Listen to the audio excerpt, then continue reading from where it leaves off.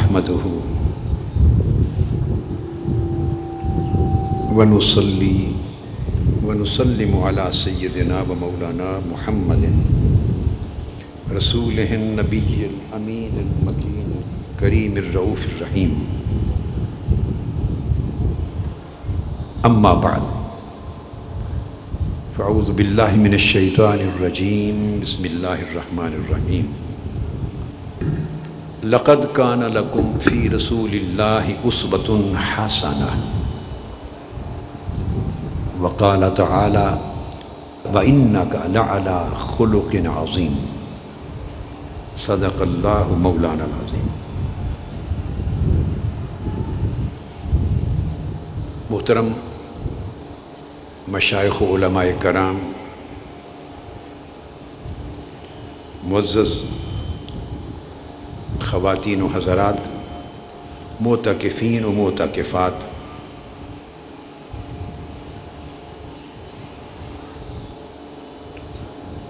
جملہ سامعین و سامعات، ناظرین و ناظرات، طلباء اور طالبات،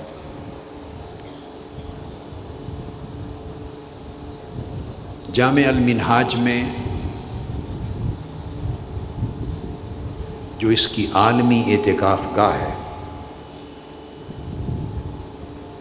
اس کے 3 حصوں میں اعتکاف ہو رہا ہے.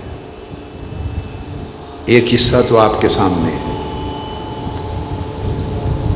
جہاں ہزارہا معتکفین اللہ رب العزت کے در پر اپنے دل و دماغ سے اور جسم و جان سے معتکف ہیں. ایک حصہ شریعہ کالج اور منہاج یونیورسٹی کے کمرے اور پنڈال ہیں، جہاں ہماری ہزارہا بہنیں اور بیٹیاں معتکف ہیں، جس کو منہاج القرآن ویمن لیگ اور منہاج شریعہ کالج کی معلمات اور طالبات اور اس طرح دیگر تنظیمات پورے ملک سے آئی ہوئی اور بطور خاص لاہور اور پنجاب کے قریبی شہروں سے جو متحرک کارکنان ہیں، وہ مل کے اس انتظام کو لک آفٹر کر رہی ہیں. اور تیسری اعتکاف گاہ بیت الزہرا ہے، جہاں چھوٹے بچوں اور بچیوں کا اعتکاف ہو رہا ہے. وہ بھی سینکڑوں کی تعداد میں ہے، سینکڑوں کی تعداد میں. اس میں 4 سال سے 14 سال کی عمر تک بچے بھی اور بچیاں الگ الگ اس اعتکاف میں موجود ہیں. اس کے پھر 2 حصے ہیں، اور ان کو بیت الزہرا کی انتظامیہ اور اسی طرح شریعہ کالج، گرلز کالج اور منہاج القرآن ویمن لیگ کی تنظیمات کی بیٹیاں ان کو بھی دیکھتی ہیں.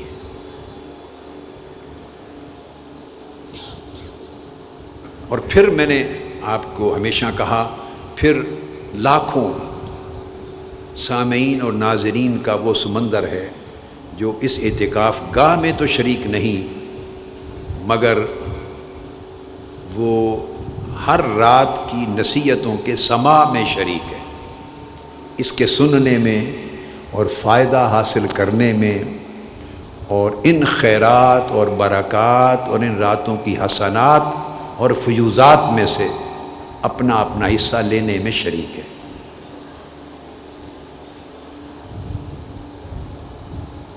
آج رات کا موضوع اسی اعتکاف کی 10 راتوں کے بنیادی موضوع کے تسلسل میں ہے، اور بنیادی موضوع آپ جانتے ہیں وہ ہے اخلاق حسنہ.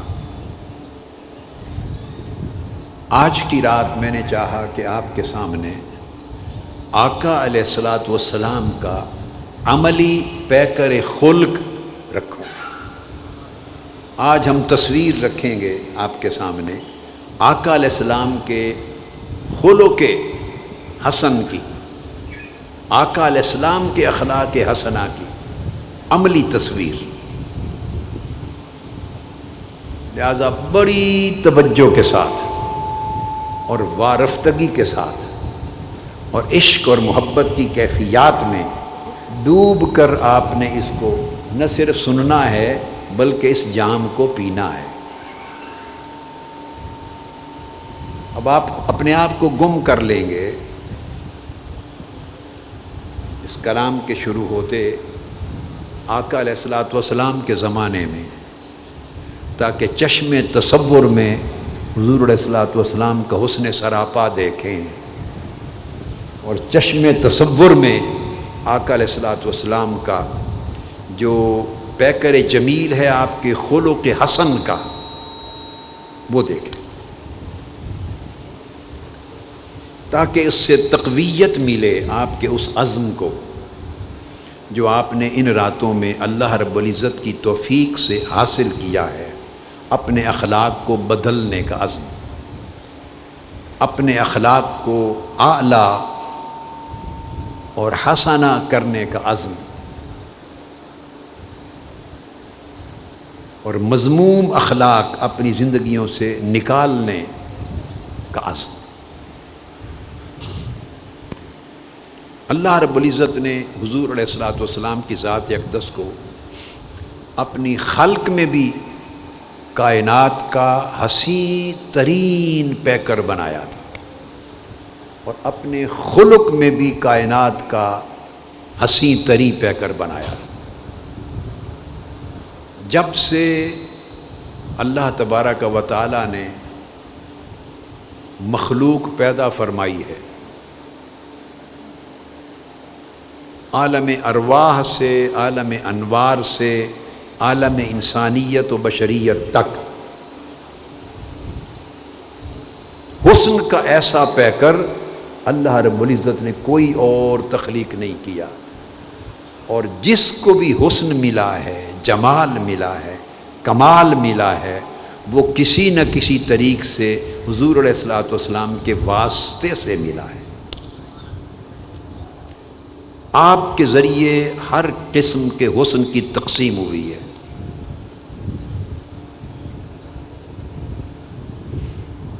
تو بات تو ہم نے آقا علیہ السلام کے خلق حسن کی کرنی ہے، مگر جسٹ شروع کرنے کے لیے میں آپ کے خلق جمیل کی، بس آپ کے حسن سراپا کی تھوڑی سی بات کرتا ہوں، تاکہ آقا علیہ الصلوۃ والسلام کا حسن سراپا آنکھوں کے سامنے آ جائے۔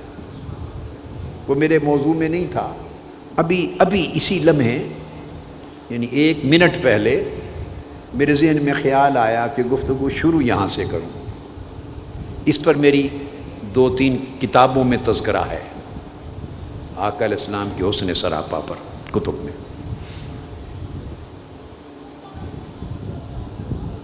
آقا علیہ الصلوۃ والسلام کے حسن سراپا کو سیدنا امام حسن مجتبیٰ رضی اللہ تعالی عنہ روایت کرتے،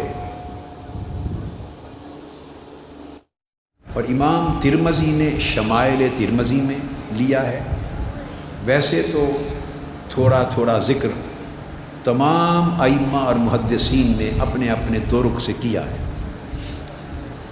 اور بھی بہت سی کتبیں جن میں یہ مضامین متفرق طور پہ ملتے ہیں۔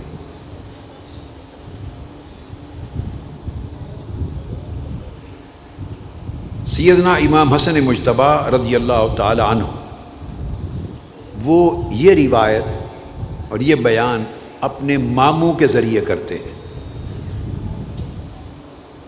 اب امام حسن مجتبیٰ کے اور سیدنا امام حسین علیہ السلام کے ماموں کون ہوئے؟ سیدہ کائنات سیدہ بطول زہرا رضی اللہ تعالی عنہا، ان کے بھائی۔ اب آپ حیران ہوں گے کہ سیدہ کائنات کے بھائی کون ہوئے؟ ان کا نام ہے ہند بن ابی ہالہ۔ یہ سیدہ فاطمۃ الزہرا سلام اللہ تعالی علیہا کے بھائی ہیں، یعنی حضرت خدیجۃ الکبریٰ رضی اللہ تعالی عنہا کے بیٹے ہیں آپ کے پہلے زوج سے۔ تو ان کے بھائی ہیں والدہ کی طرف سے. آپ سمجھ گئے نا بات کو. حضرت ہند بن ابی حالہ، تو ان سے امام حسن مجتبی روایت کرتے ہیں کہ آقا علیہ الصلوۃ والسلام کا حلیہ مبارک کیسا تھا. بہت سے صحابہ نے، میں نے آپ کو بتایا تھوڑا تھوڑا بیان، بہت سے صحابہ کرام نے کیا ہے، اور کتب حدیث میں آیا ہے، کتب سیر میں آیا ہے، کتب فضائل میں آیا ہے، مگر تھوڑا تھوڑا متفرق بیان ملتا ہے. یہ روایت جو ہے، جو آج ہمارے بیان کے اندر بنیاد بنے گی، یہ سب سے زیادہ جامع بیان ہے ان کا. اور دوسرا سیدنا مولا علی شیر خدا کرم اللہ وجہ الکریم کا بیان، جو سیدنا امام حسین علیہ السلام نے کیا ہے. آقا علیہ السلام کی خلق اور خلق پر جامع ترین بیان اسلامی تاریخ میں حسنین کریمین کے ذریعے آیا رضی اللہ تعالیٰ عنہ. وہ بیان کرتے ہیں کہ آقا علیہ الصلوۃ والسلام، کیونکہ وہ ہر وقت آقا علیہ السلام کے اوصاف بیان کرتے تھے، ہر وقت. ایک دن انہوں نے کہا ماموں جان، ہم ایک جامع نقشہ کھینچ کے بیان کریں، اور پھر اس میں سے ایک ایک جملے کی تائید جلیل القدر دیگر صحابہ کرام سے،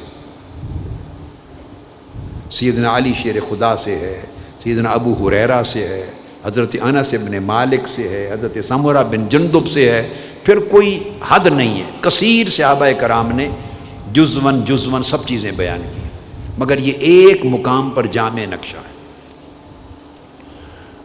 فرماتے ہیں، آپ نے فرمایا کہ ایسا نقشہ بیان کریں کہ میں اس کو اپنے ذہن میں جما لوں. وہ بات کرتے ہیں شروع، تو میں برکت کے لیے چند چیزیں اس پیکر حسن کی بیان کر کے پھر آقا علیہ السلام کے عملی اخلاق کے بیان کی طرف آ رہا ہوں، تاکہ حسن و جمال محمدی صلی اللہ علیہ وآلہ وسلم کے ساتھ ہم اپنے ذہنوں کا، خیالوں کا ایک رشتہ جوڑ لیں، ایک تعلق بنا لیں، پھر آگے چلیں. فرماتے ہیں کہ آقا علیہ الصلوۃ والسلام اپنی ذات میں، اپنے حسن و جمال میں بہت عظیم تھے. اب آپ نے ڈوب کر سننا ہے کیف میں، اور فرزانگی کے ساتھ نہیں، دیوانگی کے ساتھ سننا ہے، اور اس کو اپنے من میں اتارنا ہے.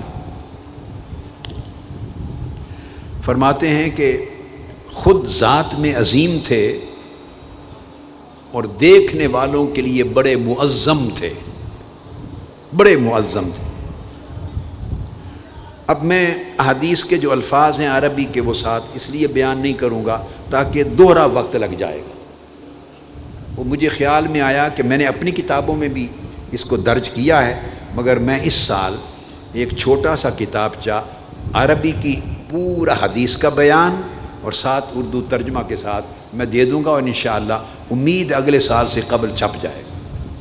ایک مختصر کتابچہ آپ کی جیبوں میں رہے، ہر روز اس کو پڑھیں اور اس سے سبق حاصل کریں.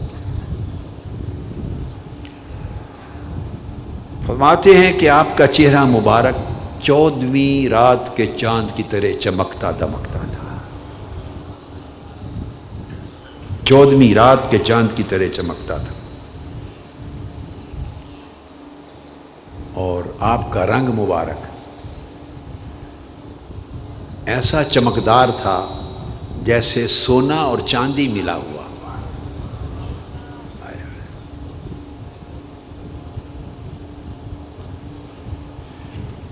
فرماتے ہیں کہ آپ کا قد مبارک وہ میانہ تھا اور میانہ سے کچھ نکلا ہوا تھا. آپ کی قامت میانہ قد سے کچھ نکلی ہوئی تھی، اور دراز قد، جو لمبا قد آدمی ہوتا ہے اس سے کچھ کم، اور پست قد سے، میانہ قد سے اونچا. مگر شان یہ تھی کہ جب دراز قد لوگوں میں بھی چلتے تو آپ سب سے اونچے نظر آتے. واہ واہ واہ واہ۔ ناپتے تو آپ دراز قد نہ تھے، میانہ قد سے کچھ اونچے تھے، مگر چلتے تو دراز قد بھی نیچے نظر آتے۔ سر مبارک آپ کا اعتدال کے ساتھ بڑا تھا، نہ بہت بڑا تھا نہ چھوٹا تھا، اس میں اعتدال تھا۔ منہ مبارک، زلفیں، ریش مبارک سیدھی تھیں، تھوڑی سی بلدار تھی، تھوڑی سی بلدار تھی۔ واہ واہ واہ۔ اور جب سر مبارک کے بالوں کو جوڑتے تو کنگا استعمال کیے بغیر خود مانگ نکل آتی تھی۔ واہ واہ۔ اب آج کی بات کو اس طرح سنیں نا، محبوب ہیں، ان کا تذکرہ ہو رہا ہے، جن کے لیے ہم جیتے ہیں، جن کا نام سن سن کے جیتے ہیں، جن کی باتوں کو سن سن کے جیتے ہیں، جن کے نام پر مرتے، ان کا نقشہ لے آئیں۔ مانگ از خود نکل آتی، پھر وہ جو مانگ نکل آتی تو وہ رہنے دیتے، اسے ختم نہ کرتے، جان بوجھ کے مانگ نہیں نکالتے، خود نکل آتی تو رہنے دیتے۔ آقا علیہ الصلوۃ والسلام پیشانی مبارک آپ کی فراخ تھی اور ابرو خمدار تھے،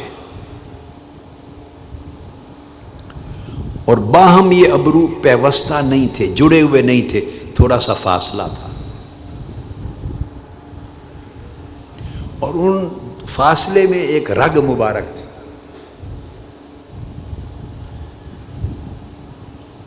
بینی مبارک مناسب توازن کے ساتھ ابری ہوئی تھی، اور اس میں سے ایک نور نکلتا تھا، چمک نکلتی تھی، چمک نکلتی تھی۔ پتلی مبارک، آنکھوں کی جو پتلی تھی وہ سیاہ تھی، رخسار مبارک نہایت خوبصورت تھے، دہن مبارک یعنی منہ اعتدال کے ساتھ فراخ تھا، دندان مبارک باریک تھے، آبدار تھے، موتیوں کی طرح چمکدار تھے، اور ان میں باریک باریک ریخیں تھیں، فاصلہ نہیں لگتا تھا، اور بالکل جڑے ہوئے بھی نہ تھے، اور گردن مبارک ایسی تھی جیسے تصویر میں خوبصورت گردن تراشی ہوئی ہو، اتنی خوبصورت۔ صفائی میں اگر قمیص سے ہٹ کے گردن نظر آ جاتی تو چاندی کی گردن لگتی تھی، اس طرح نور چمکتا تھا، صفائی میں چاندی جیسی تھی۔ بدن مبارک کی جو جسامت تھی اس میں اعتدال تھا، نہ دبلے پتلے تھے نہ موٹاپا تھا، اعتدال تھا، اور جسم اطہر پر گوشت تھا، جیسے جسم فٹ ہوتا ہے ایسا تھا۔ شکم مبارک اور سینہ مبارک ہموار تھا، ابھرا ہوا نہیں تھا، ہموار تھے، سینہ تھوڑا سا ابھرا ہوا تھا، سینہ اقدس۔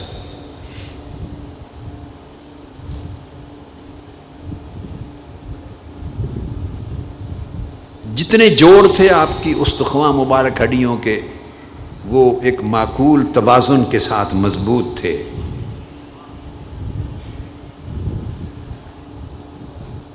آپ کا جسم اطہر اتنا روشن، اتنا نورانی تھا کہ آنکھیں نہیں ٹکتی تھی۔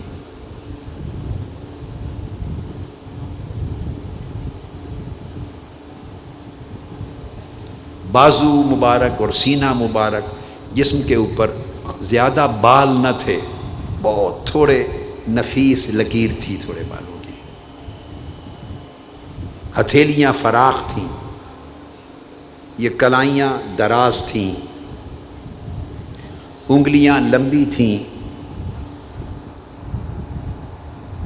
آپ کے اعصاب برابر تھے، پاؤں کے جو تلوے ہیں وہ ذرا گہرے تھے، مگر جب چلتے تو بالکل سارے تلوے اس طرح زمین پہ نہیں لگتے تھے، تھوڑی سی درمیان میں اونچائی تھی۔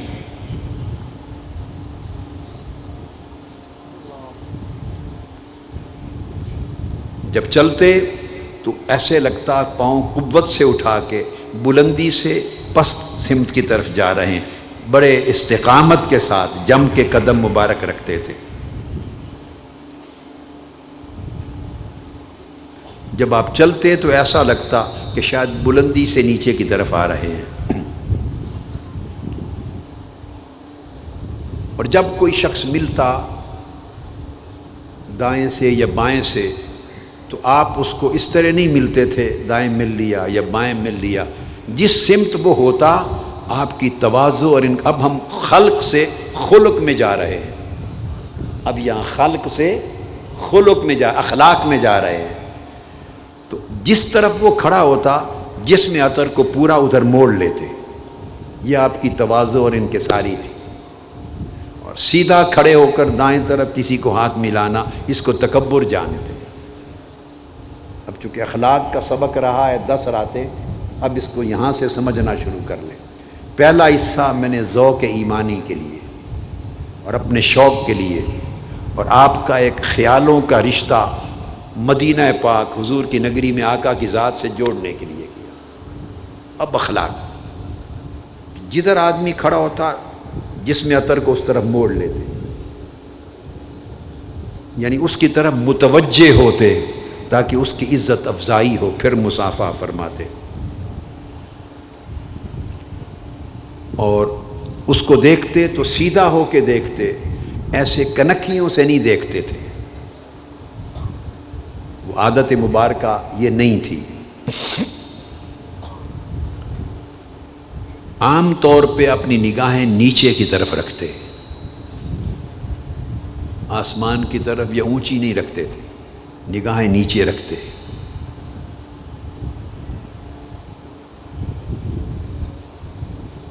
اور جب چلتے تو صحابہ کرام کو آگے آگے ہونے کی ترغیب دیتے، آگے چلیں۔ اور ضمناً یہ بھی بتا دوں، اور جب صحابہ کرام کا ہجوم ہوتا تو کبھی یہ بھی فرماتے خیال سے چلو تمہارے ساتھ ملائکہ بھی چل رہے ہیں، وہ سیکیورٹی کی ڈیوٹی دے رہے ہیں، ملائکہ وہ بھی ساتھ چل رہے ہیں۔ آگے پیچھے ملائکہ بھی چلتے تھے۔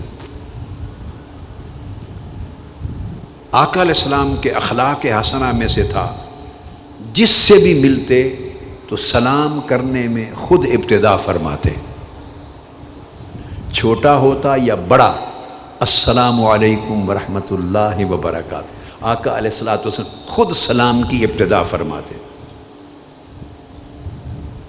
یہ توقع نہ کرتے کہ وہ دوسرا مجھے سلام کرے۔ بچے بھی ہوتے تو خود سلام فرماتے۔ یہ جو بیان کر رہا ہوں اس کو آپ نے اتارنا ہے اور اپنے اخلاق کو اس سراپا میں ڈالنا ہے۔ یہ نقشہ دیکھنا چاہتا ہوں۔ وہی بات، یہ ایک بہت بڑا جیسے مال ہوتا ہے، ایک ڈپارٹمنٹل سٹور ہوتا ہے، اس میں بہت چیزیں ہیں، جتنا سودا لے سکیں بس کچھ ڈل جائیں، اس سراپا خلق میں کچھ ڈل جائیں، کچھ رنگ چڑھا لیں، کچھ ڈنگ ان کے اپنا لیں، آپ حسین ہو جائیں گے۔ اور یاد رکھیں خلق کا حسن یعنی اخلاق کا حسن وہ خلق پر حسن بن کے چمکتا ہے، یعنی باطن کا حسن جسم کا حسن بنتا ہے۔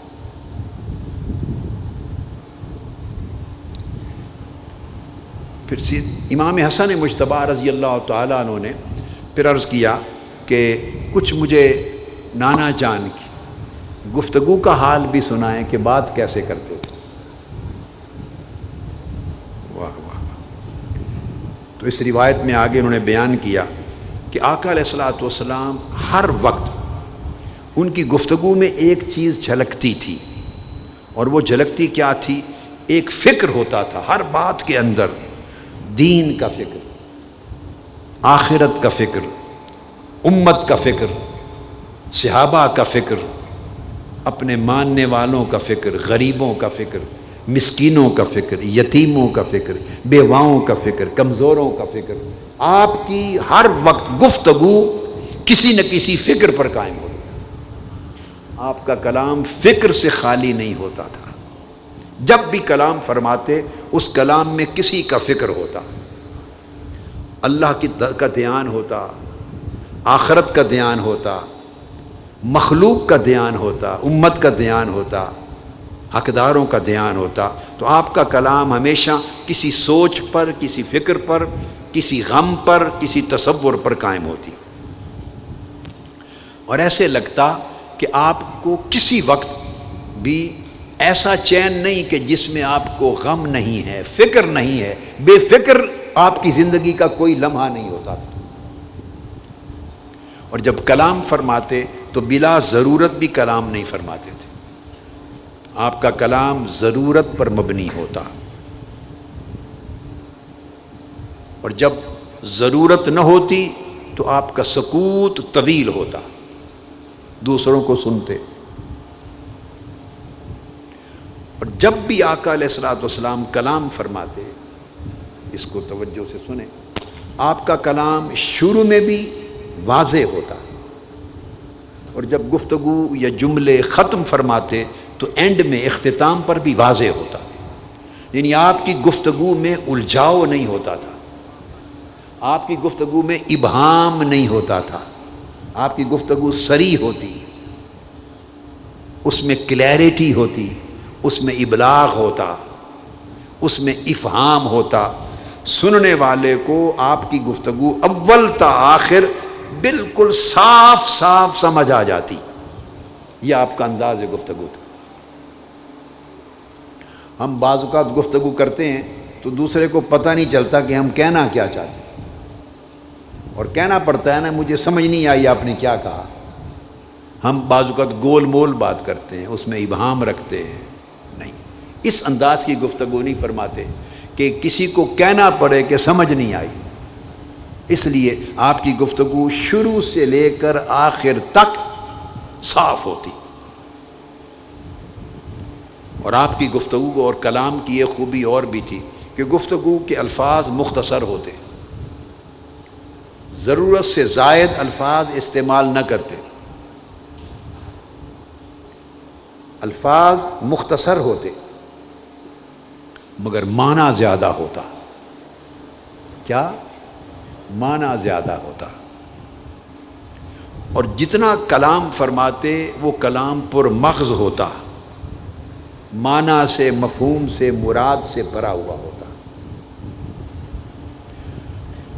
اور آپ کا کلام کلام فیصل ہوتا، یعنی بالکل کلیئر ہوتا. صحیح بات کیا ہے، غلط بات کیا ہے، بالکل روشنی کی طرح واضح ہو جاتا.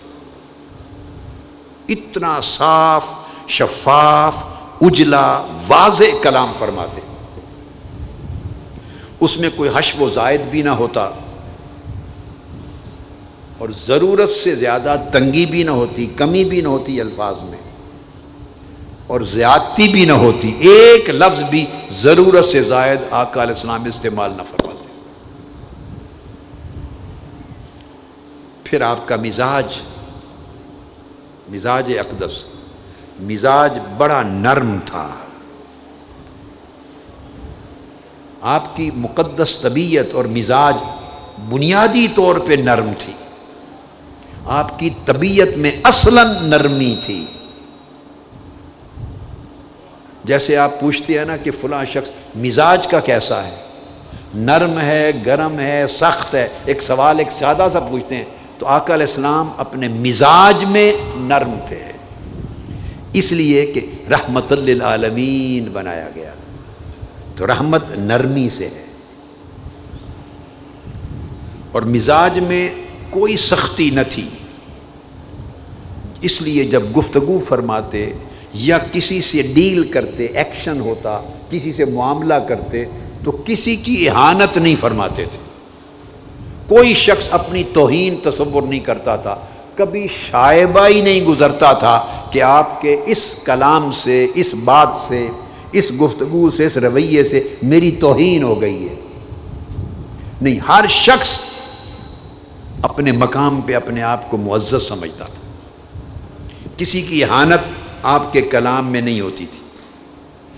پھر آپ کے مزاج اقدس اور طبیعت کا یہ بھی حصہ تھا، اگر کوئی نعمت ہوتی اللہ کی، یا کسی کی کوئی بھلائی، یا اللہ کی دی ہوئی نعمت، یا کسی کے عمل میں کوئی اچھائی تھوڑی سی بھی ہوتی، تھوڑی بھی، تو اس کی تعظیم فرماتے، نعمت کی تعظیم فرماتے. نعمت قلیل بھی ہوتی تو بڑا سمجھتے. کسی نعمت کی آپ نے مذمت نہیں فرما دی. پھر مزاج اقدس کا، طبیعت مبارکہ کا ایک پہلو یہ بھی تھا کہ حق بات کہتے اور ہر ایک کو حق بات کہنے کی ترغیب دیتے. اگر کوئی شخص حق کی مخالفت کرتا تو خفا ہوتے، ناراض ہوتے. حق کی مخالفت کو برداشت نہیں کرتے تھے. حق کی مخالفت کو اور باطل کو برداشت نہیں کرتے تھے. اس وقت آپ جلال میں آتے اور حق کو بہر صورت غالب کرتے. یہ آپ کی شان اقدس کا حصہ تھا. مگر اپنی ذات کے لیے، اپنے نفس اور اپنی جان کے لیے کبھی غصہ نہیں فرماتے تھے. حق کے لیے غصہ فرماتے. کسی پر ظلم ہوا ہے تو ظالم پر غصہ فرماتے. کسی پر جبر ہوا ہے، حق تلفی ہوئی ہے، غصہ فرماتے. دین کی اہانت کسی نے کی ہے، غصہ فرماتے. حق کے لیے، دوسروں کے لیے، مگر اپنی ذات کے لیے غصہ نہیں فرماتے. اور نہ ہی اپنی ذات کے لیے انتقام لیتے تھے. اپنی ذات کا معاملہ ہوتا تو ہمیشہ درگزر فرما دیتے. اپنی ذات کے لیے کبھی انتقام لینے والے نہ تھے آقا علیہ الصلوۃ والسلام. اور جب گفتگو کرتے، یہ تھا مزاج. اب عادت مبارکہ، جب گفتگو کرتے آقا علیہ الصلوۃ والسلام تو گفتگو میں ہاتھوں کے ساتھ اشارہ بھی فرماتے. ہاتھوں کے ساتھ اشارہ فرماتے، یعنی کمیونیکیٹ کرتے. بات ضرورت کے مطابق متناسب اور متوازن طریقے سے بات بھی کرتے تو ساتھ ہاتھوں سے اشارہ بھی فرماتے. اور جب کسی امر پہ تعجب فرماتے، کوئی عجیب بات سنتے، عجیب بات، اور تعجب کا اظہار ہوتا تو اس طرح ہاتھ ہلاتے تھے. اس طرح ہاتھ ہلاتے تھے تو ہاتھوں کے اشارے سے بھی تعجب کا اظہار فرماتے تھے. ہاتھوں کو اس طرح گھماتے تھے تعجب کے اظہار کے لیے. اور اگر کوئی شخص غلط بات کرتا آپ کے سامنے اور آپ کو ناپسند ہوتی تو اس کو اس کی اہانت کرنے کی بجائے آپ چہرہ اقدس دوسری طرف کر لیتے تاکہ وہ خود سمجھ جائے. یا اگر پھر بھی نہ رکے تو آپ اٹھ کے تشریف لے جاتے کسی کام کے لیے. مگر اس کی بھی دل شکنی اس انداز سے نہ کرتے کہ وہ اہانت محسوس کرے. اور اگر کسی کی بات سے خوش ہو جاتے تو خوشی کے عالم میں آپ نگاہیں نیچے کر لیتے اور چہرے پہ مسکراہٹ پھیل جاتی. جب کسی بات پہ خوش ہوتے تو نگاہیں نیچے کرتے، چشمان مقدس، اور چہرے پر تبسم آ جاتا. اور آپ کا جو ہنسنا تھا وہ ہمیشہ تبسم ہوتا تھا. آپ کہکا لگا کے کبھی نہیں ہنسے. آپ کا ہنسنا تبسم ہوتا تھا. کہہ کی آواز کبھی کسی نے نہیں سنی. یہ آپ کے اخلاق تھے، ایٹیکیٹس تھے. اور جب تبسم فرماتے تو آپ کے دندان مبارک ظاہر ہوتے اور وہ موتیوں کی طرح یا بارش کی اولوں کی طرح لگتے. جب تبسم فرماتے ان سے نور نکلتا تھا.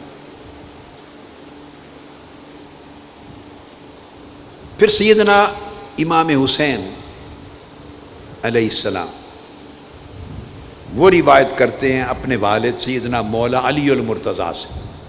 اور یہاں پر امام حسن مجتبیٰ بڑی دلچسپ بات فرماتے. بھائی تھے نا، بھائی. تو بھائیوں میں ایسا ہوتا ہے، بڑی فطری سی بات ہے، بڑی فطری۔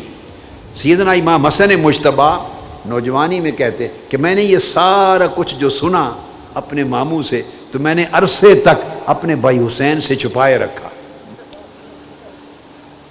یہ بھائیوں کا رشتہ ہوتا ہے۔ میں نے اپنے ماموں جان سے جو کچھ سنا ایک عرصے تک چھپائے رکھا، پھر ایک روز جو میں نے ذکر کیا حسین کے ساتھ، یعنی سیدنا امام حسین کے ساتھ، تو میں حیران ہو گیا کہ وہ یہ سارا کچھ پہلے سے ہی جان چکے۔ میں نے پوچھا آپ نے کس سے پوچھا؟ بتایا میں نے اپنے ابو سے پوچھا، یعنی مولا علی المرتضیٰ سے وہ سارا کچھ سن چکے تھے۔ دیکھو انہوں نے خود بھی دیکھا ہوا تھا، مگر آقا علیہ السلام کا جب وصال ہو گیا تو یہ ان کی مبارک عمریں تھوڑی تھی نا، 5 سال اور 5 سال 6 سال کے قریب عمر مبارک تھی، تو پھر 5-6 سال کی عمر میں اس طرح چیزیں ہیتا یاد میں نہیں آتی، اور باریک باریک چیزیں وقت کے ساتھ اتنی یاد میں مرتسم نہیں ہوتی، اس لیے سننا پڑتا ہے، بار بار ذکر کرنا پڑتا ہے۔ تو وہ کہتے وہ سارا کچھ جان چکے تھے، اور اتنا جان چکے تھے کہ کوئی باریک سے باریک بات بھی ان سے مخفی نہیں تھی سیدنا امام حسین علیہ السلام سے۔ پھر سیدنا امام حسین علیہ السلام کی روایت شروع ہوتی ہے یہاں سے۔ وہ فرماتے ہیں کہ میں نے اپنے والد سیدنا مولا علی المرتضیٰ سے کہا کہ ابو جان مجھے سنائیں کہ نانا جان جب اپنے گھر تشریف لے جاتے تو گھر کے اندر کے معمولات کیا ہوتے تھے، گھر کے اندر اوقات کس طرح گزارتے تھے۔ حالانکہ یہ وہ حسین ہیں اور وہ حسن ہیں جن کو آقا علیہ السلام گود میں لیتے تھے، جن کو اپنے سینے پر بٹھاتے تھے، جن کی زبان منہ میں ڈالتے تھے، اپنی زبان ان کے منہ میں ڈالتے تھے، ان کو کندھوں پر چڑھاتے تھے اور ان سے محبت کرتے تھے۔ جب آقا علیہ السلام گھر تشریف لے جاتے تو آپ اپنے اوقات کو 3 حصوں میں تقسیم کر دیتے تھے۔ اس کی کولنگ نہیں ہے، پیچھے ہو جائیں۔ آپ اپنے اوقات کو 3 حصوں میں تقسیم فرماتے۔ ایک حصہ اللہ تعالیٰ کے لیے، عبادت کا وقت آتا، نماز کا وقت آتا، نوافل کا وقت آتا، کوئی تسبیح اذکار کا وقت آتا، ایک حصہ اللہ کے لیے، ایک حصہ وقت کا گھر والوں کے لیے، ازواج مطہرات کے لیے، بچوں کے لیے، جس میں سیدہ فاطمۃ الزہرا بھی آتی، حضرت علی شیر خدا بھی آتی، آپ ازواج مطہرات کے گھروں میں بھی بیٹھتے، شہزادے بھی آتے، ان کے ساتھ مل کے بیٹھتے، پیار کرتے، لاڈ کرتے، یہ سارا فیملی کے لیے۔ یہ اس لیے بیان کر رہا ہوں کہ ہم اس کو اتاریں اپنی زندگی میں اور اپنے شب و روز اور زندگی کے احوال اس طرح ڈالیں، اور ان کے ساتھ پھر آقا علیہ السلام ہنستے کھیلتے، مزاق کرتے، پیار کرتے، ان کے ساتھ انوالو ہو جاتے، اور ایک حصہ اپنی ذات پاک کے لیے، اپنی راحت اور اپنے نفس کے لیے، جس میں آپ ضرورت کے مطابق آرام فرماتے۔ پھر جو تیسرا حصہ ہوتا آقا علیہ السلام کے اپنے آرام کا، ایک حصہ اپنے آرام کا، اس میں سے بھی کچھ حصہ وقت کا اپنے لوگوں میں تقسیم فرما دیتے۔ جو ذاتی حصہ ہوتا آقا علیہ السلام کا، اس میں سے پھر تقسیم کرتے اپنے صحابہ اور اپنے لوگوں میں، مگر وہ کیا، وہ چیدہ چیدہ جو آقا علیہ السلام کے کارکن ہوتے۔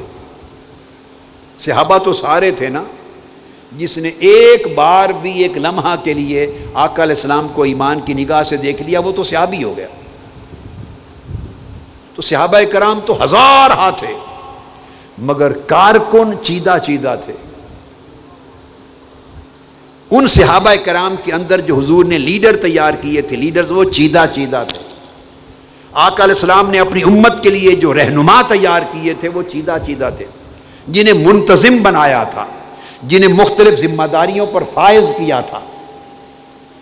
آپ اس کو آج کی زبان میں کہہ لیں، جنہیں تنظیمی ذمہ داریاں عطا کر رکھی تھی، جنہیں آقا علیہ السلام نے انتظامی ذمہ داریاں عطا کر رکھی تھی، جنہوں نے بعد ازاں امت کی ذمہ داریاں اٹھائیں، جن کو تعلیمی ذمہ داریاں دینی تھی، جو اساتذہ تھے، جو معلم تھے، جو مربی تھے، جن کے ذریعے آگے امت کی تعلیم و تربیت اور نگرانی اور نگہبانی کا کام لیتے تھے آقا علیہ السلام.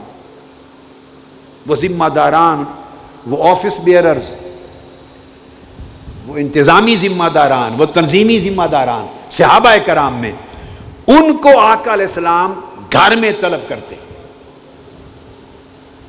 کیونکہ مسجد میں کسی کے لیے مخصوص نہ تھا، مجلس میں بیٹھنا ہر ایک کے لیے عام اجازت تھی، تو کچھ خاص باتیں سمجھانی ہوتی تو آقا علیہ السلام ان کو گھر میں طلب فرما لیتے اور اپنے ذاتی وقت میں سے ان کا حصہ نکالتے. مسجد میں تو دیہاتوں سے آئے ہوئے لوگ بھی آ جاتے تھے، اجنبی بھی آ جاتے تھے، تمام صحابہ کرام بھی ہوتے تھے، تو وہ تو عمومی بات ہو سکتی تھی. اگر خصوصی تربیت کرنی ہے، خصوصی نصیحت کرنی ہے، خاص انسٹرکشنز ہدایات دینی ہے، تو اپنے گھر کے اوقات میں وہ جو ایک حصہ اپنا ذاتی آرام کا تھا اس میں سے پھر ان پہ خرچ کرتے اور بلا کے خاص صحابہ کو طلب کروا کے آقا علیہ السلام ان کو ہدایات دیتے. اس وقت میں خواص حاضر ہو سکتے، ذمہ داران، عوام الناس کو اجازت نہ تھی، عوام الناس کو اجازت نہ تھی. ان کو طلب کرتے، ان کو سمجھاتے، نصیحت کرتے، تربیت فرماتے اور انہیں پھر عام لوگوں کو رہنمائی کرنے کے لیے تیار کرتے.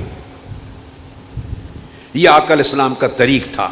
اور پھر ان سے فرماتے کہ جو کچھ تمہیں میں نے بتایا، یہ جو غائب ہیں، جو اس مجلس میں موجود نہیں، ان تک پہنچا دینا. ان کے ذریعے آقا علیہ السلام اپنی بات کو پہنچانے کا ایک نظام وضع فرماتے. تو کچھ چیزیں ڈائریکٹلی امت کے ہر فرد کو بتاتے، کچھ چیزیں براہ راست آقا علیہ السلام اپنے خطبہ جمعہ میں، اپنی ہر روز کی مجلس میں، اپنے خطبہ عید میں، دیگر خطبات میں، اپنے فرمودات کے ذریعے عامت الناس کو ڈائریکٹلی بیان کرتے. کچھ چیزیں اپنے خواص صحابہ جن کو ذمہ داریاں سونپی تھی انہیں سمجھاتے اور ان کے ذریعے کمیونیکیٹ کرتے. تو گویا عوام کی بھی تربیت کرتے اور خواص کی بھی تربیت فرماتے. اور فرماتے فَلْيُبَلِّغُ الشَّاهِدُ الْغَائِبَ، جو غائب ہیں ان تک پہنچا دیں. آقا علیہ الصلوۃ والسلام ارشاد فرماتے.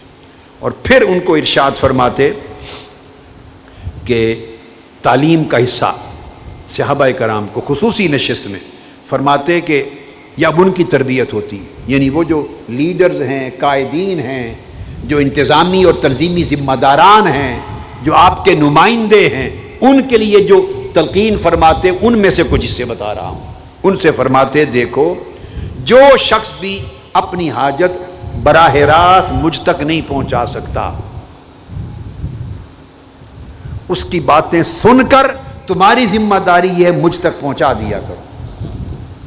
یہ کریکٹر ہے قائدین کے لیے جو آقا علیہ السلام نے وضع فرمایا.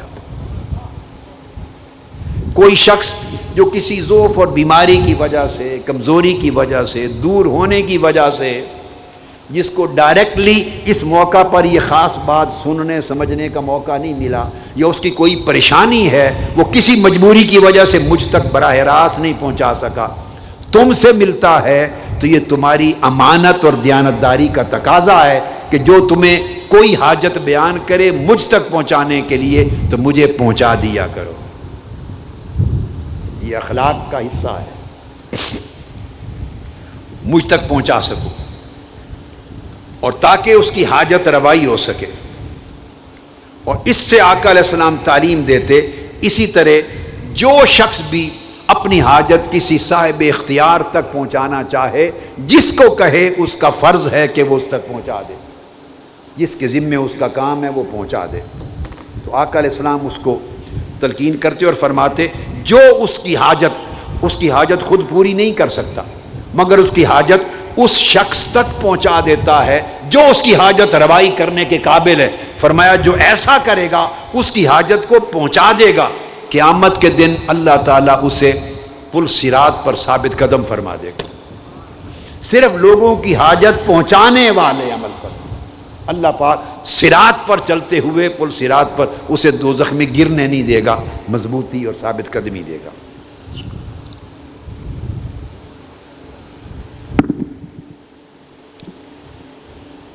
حضرت سفیان بن وکیع اسی مقام پر ایک اور روایت کرتے ہیں یہاں پر کہ حضرت علی کرم اللہ وجہہ کریم نے یہ بھی فرمایا کہ جو لوگ جن کو آپ بلاتے گھر میں خاص اوقات میں، ان کو نصیحت بھی کرتے، علم بھی دیتے اور فقہ بھی دیتے، یعنی سمجھدار فقیہ بنا کر بھیجتے، کسی نہ کسی چیز کی سمجھ دے کر بھیجتے، اس کے علم میں اضافہ کر کے بھیجتے، اور ساتھ کچھ نہ کچھ کھلا کر یا پلا کر بھی بھیجتے۔ جب بلاتے گھر میں خواہ کھجوریں ہی ہوں، کچھ نہ کچھ کھلا کے بھیجتے، کچھ نہ کچھ پلا کے بھیجتے، خالی نہیں لوٹاتے تھے۔ یہ آقا علیہ السلام کے اخلاق میں سے تھا۔ پھر امام حسین علیہ السلام فرماتے ہیں کہ میں نے عرض کیا اپنے ابا جان کو، یہ سیدنا مولا علی المرتضیٰ کو، کہ جب آقا علیہ السلام باہر گھر سے باہر تشریف فرما ہوتے لوگوں میں، اس وقت لوگوں سے برتاؤ میں آقا علیہ السلام کے اخلاق کیسے تھے، لوگوں سے برتاؤ کیسا تھا؟ ایک ایک سوال کرتے جا رہے ہیں۔ انہوں نے فرمایا جب گھر سے باہر لوگوں کے ساتھ برتاؤ ہوتا، اس وقت آپ کا عالم یہ تھا کہ حضور علیہ الصلوۃ والسلام بے معنی باتوں سے اپنی زبان کی ہمیشہ حفاظت فرماتے، کوئی بات ایسی نہیں کرتے تھے جو بے مقصد ہو، بے معنی ہو، بے ضرورت ہو۔ اور جب لوگوں میں ہوتے تو آقا علیہ السلام کی ہمیشہ کی عادت مبارکہ تھی کہ لوگوں کے دلوں کی تالیف کرتے، یعنی لوگوں کے دلوں کو جوڑتے تھے۔ ہر بات کے اندر راز یہ ہوتا کہ آپ لوگوں کو جوڑنے کی کوشش کرتے، پھوڑتے نہیں تھے، لوگوں میں تفریق نہیں کرتے تھے۔ جو گفتگو کرتے، ہر گفتگو میں لوگوں کا جوڑنا مقصود ہوتا، ایک دوسرے سے دور ہونے والوں کو قریب کرنا مقصود ہوتا، ایک دوسرے سے جدا رہنے والوں کو ملانا مقصود ہوتا۔ اور آپ کی حیات طیبہ میں کبھی ایسا کلام نہیں فرماتے جس کے نتیجے میں لوگوں میں تفریق ہو۔ آپ جوڑنے والے تھے، توڑنے والے نہ تھے۔ پھر آپ نے فرمایا کہ آقا علیہ السلام کی ایک عادت مبارکہ اور اخلاق حسنہ میں سے ایک بات یہ تھی کہ ہر قوم کا، مسلمان ہے یا غیر مسلم کوئی پرواہ، ہر قوم کا جو عزت مند آبرو مند آدمی آتا اس کی آبرو کرتے، عزت کرتے۔ کسی قبیلے سے اس کا سردار آتا، کسی قوم کا کوئی بڑا شخص آتا جس کی اپنے قبیلے میں قوم میں عزت ہے، آقا علیہ السلام اس کو بھی عزت دیتے، عزت والے آدمی کو بے عزت نہیں کرتے تھے، اور جو کمزور ہے اس کو تو ویسے عزت ہی دیتے تھے۔ مگر غیر مسلم قبائل کے بھی لوگ آتے تو یہ جان کے کہ غیر مسلم ہے، فلاں قبیلے کا آدمی ہے، تو اس کو اس جگہ بیٹھا دو، نہیں، اس کو عزت کی جگہ بٹھاتے۔ کیوں؟ اس سے اس کے قبیلے والوں کی تالیف قلب ہوتی، اس شخص کی بھی تالیف قلب ہوتی۔ اور جب وہ مسلمان ہو جاتے تو ان کے قبیلے کے سربراہ کو یا بڑے آدمی کو، معزز آدمی کو ہی اس قوم کا سربراہ یا قائد مقرر کر دیتے، تاکہ لوگ پہلے بھی اس کی بات سنتے تھے جب دین پر نہ تھے، اب دین پر آ گئے ہیں تو اب بھی اس کی بات سنیں گے، تاکہ قوم جڑی رہے، قوم جڑی رہے، اس میں تفرقہ پیدا نہ ہو۔ طاقتور آدمی اور ہے اور سربراہ ان کا کسی اور کو بنا دوں تو قوم دو حصوں میں بٹ سکتی ہے۔ حکمت یہ تھی آقا علیہ السلام کی کہ قوم اگر کفر میں، جاہلیت میں ایک تھی تو اسلام پر آنے کے بعد بھی ایک رہے، تاکہ مؤثر آدمی کو آقا علیہ السلام۔ اور پھر یہ بھی تعلیم فرماتے اگر کسی شخص کے اندر کوئی شر ہے تو فرماتے اس کے شر سے بچو، اپنے آپ کو بچاؤ، اور خود اپنے آپ کو بھی اہل شر کے شر سے بچاتے، اور صحابہ کرام کو بھی شر سے بچنے کی تلقین فرماتے۔ اور اگر کوئی اہل شر ہے اس سے شر، اس کے شر سے خود کو بھی بچاتے، صحابہ کو بھی بچاتے، مگر رویہ کشادہ روی کا رکھتے، چہرہ خوش رکھتے، اور جو خوش اخلاقی ہے اس میں کمی نہ آنے دیتے۔ اور آپ کے اخلاق حسنہ میں سیدنا مولا علی المرتضیٰ نے فرمایا ایک بات یہ بھی تھی کہ جو آپ سے ملتے آپ ان کا حال احوال لیتے تھے، ان کی خیریت دریافت کرتے تھے، ان کے ذاتی حال احوال لیتے، تاکہ اس میں اپنائیت پیدا ہو، یہ نہیں کہ جو آیا تو سیدھا اس سے بات کر دی افسروں کی طرح، آتے ہی جو جس کی لیے بات کر دی، نہیں، اس کی پہلے خیریت پوچھتے، اس کی صحت کا پوچھتے، اس کے گھر کے حالات پوچھتے، بیوی بچوں کا پوچھتے، اس کے قبیلے کا پوچھتے، تاکہ وہ مانوس ہو، انس پیدا کرتے تعلق میں۔ اور پھر آقا علیہ السلام ملنے کے لیے آنے والوں سے اس کے قبیلے اور علاقے کے حالات و واقعات کا بھی پوچھتے، بھئی سنائے وہاں کیا ہوا، ان کا کیا بنا، یہ سنائے ایسا واقعہ ہوا تھا، تو ہر ایک سے حال احوال پوچھتے تھے، واقعات بھی دریافت فرماتے تھے۔ اور اگر کہیں ظلم ہوا ہے یا کوئی اونچ نیچ کا معاملہ ہوا ہے تو اس کی تفصیلات بھی لیتے، تاکہ کہیں کوئی مظلوم ہے تو اس کی داد رسی کی جا سکے، کسی پر زیادتی ہو گئی ہے تو اس کی مدد کی جا سکے، اور کوئی فساد انگیزی کرنے والے ہیں، شر انگیزی کرنے والے ہیں تو ان کے شر اور فساد سے کمزور لوگوں کو بچایا جا سکے۔ تو آقا علیہ السلام اس طرح تفصیلات بھی لیتے تھے، معلومات لیتے تھے۔ جب اچھی بات سنتے تو آپ کی عادت مبارکہ تھی اس کی تحسین کرتے، حوصلہ افزائی کرتے، تعریف کرتے، اور جب کوئی بری بات سنتے تو اس کو ناپسند فرماتے، تاکہ لوگ بھی اس سے حقارت کریں، ناپسند کریں۔ پھر آپ کی ایک خاص عادت مبارکہ تھی، وہ گھر کے اندر ہو، مجلس میں ہو، لوگوں کے ساتھ معاملہ ہو، سفر ہو یا حضر ہو، آپ کے تمام معمولات جو تھے ان میں اعتدال تھا، آپ کے جملہ معمولات میں اعتدال تھا۔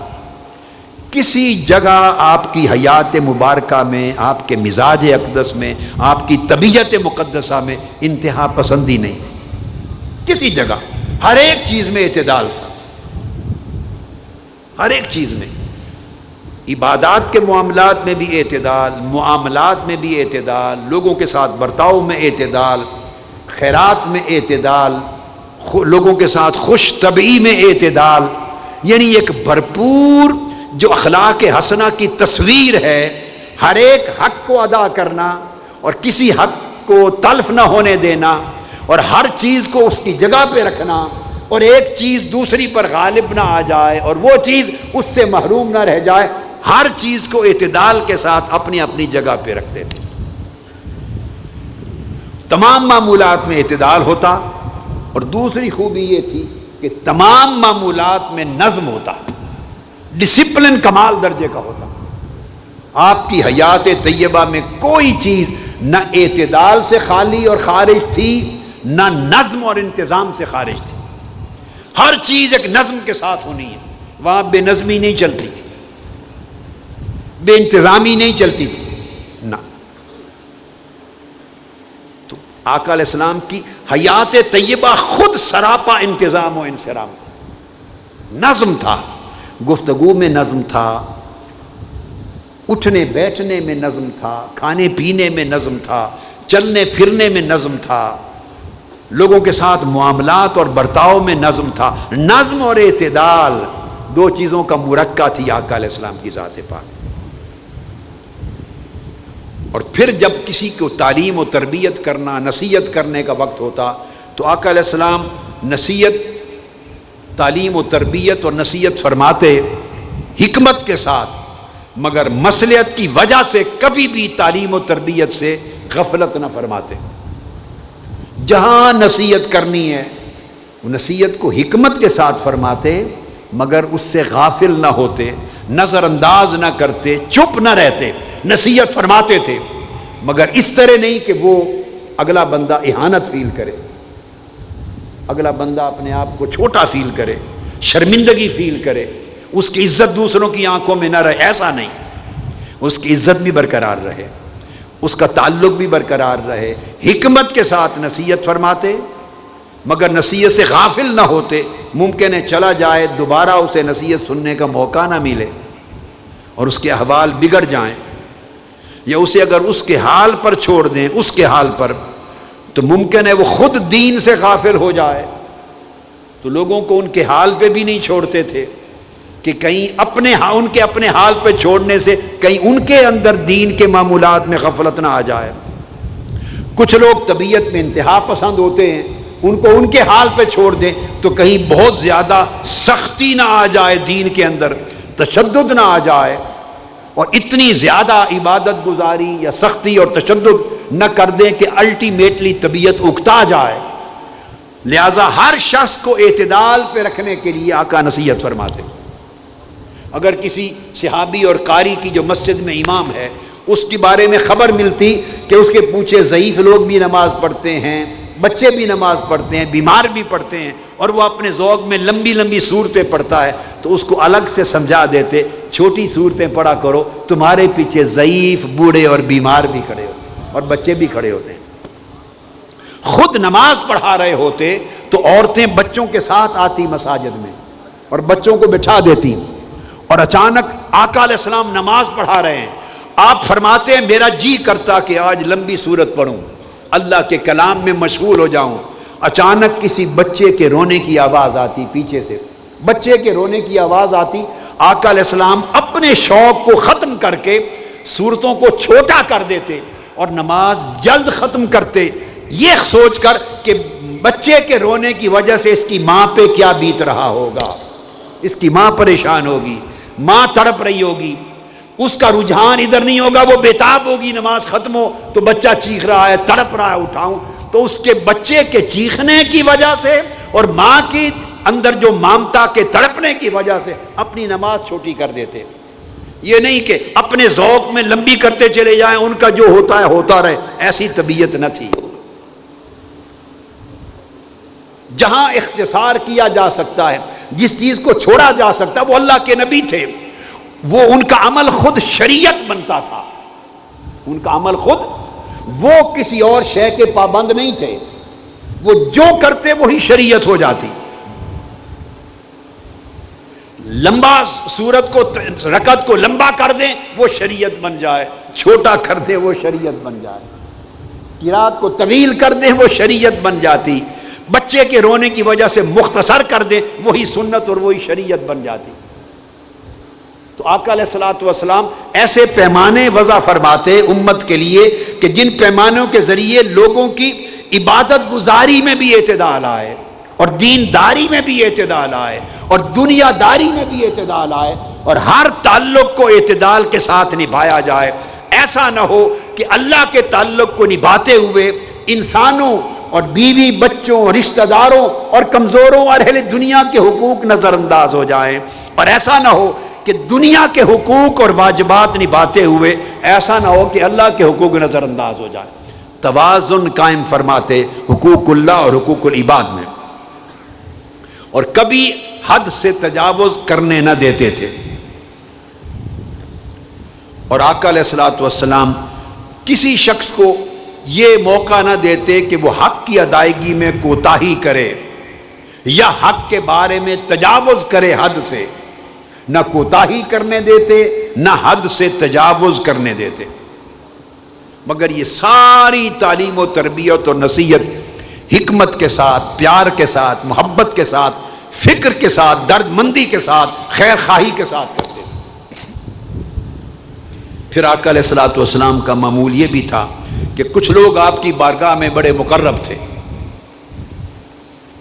جیسے آپ نے سنا سیدنا صدیق اکبر ہیں، سیدنا فاروق اعظم ہیں، مولا علی المرتضیٰ ہیں، عثمان غنی ہیں، عبداللہ ابن مسعود ہیں، اور بڑے صحابہ ہیں، ابی ابن کعب ہیں، کئی لوگ معتبر مقرب تھے۔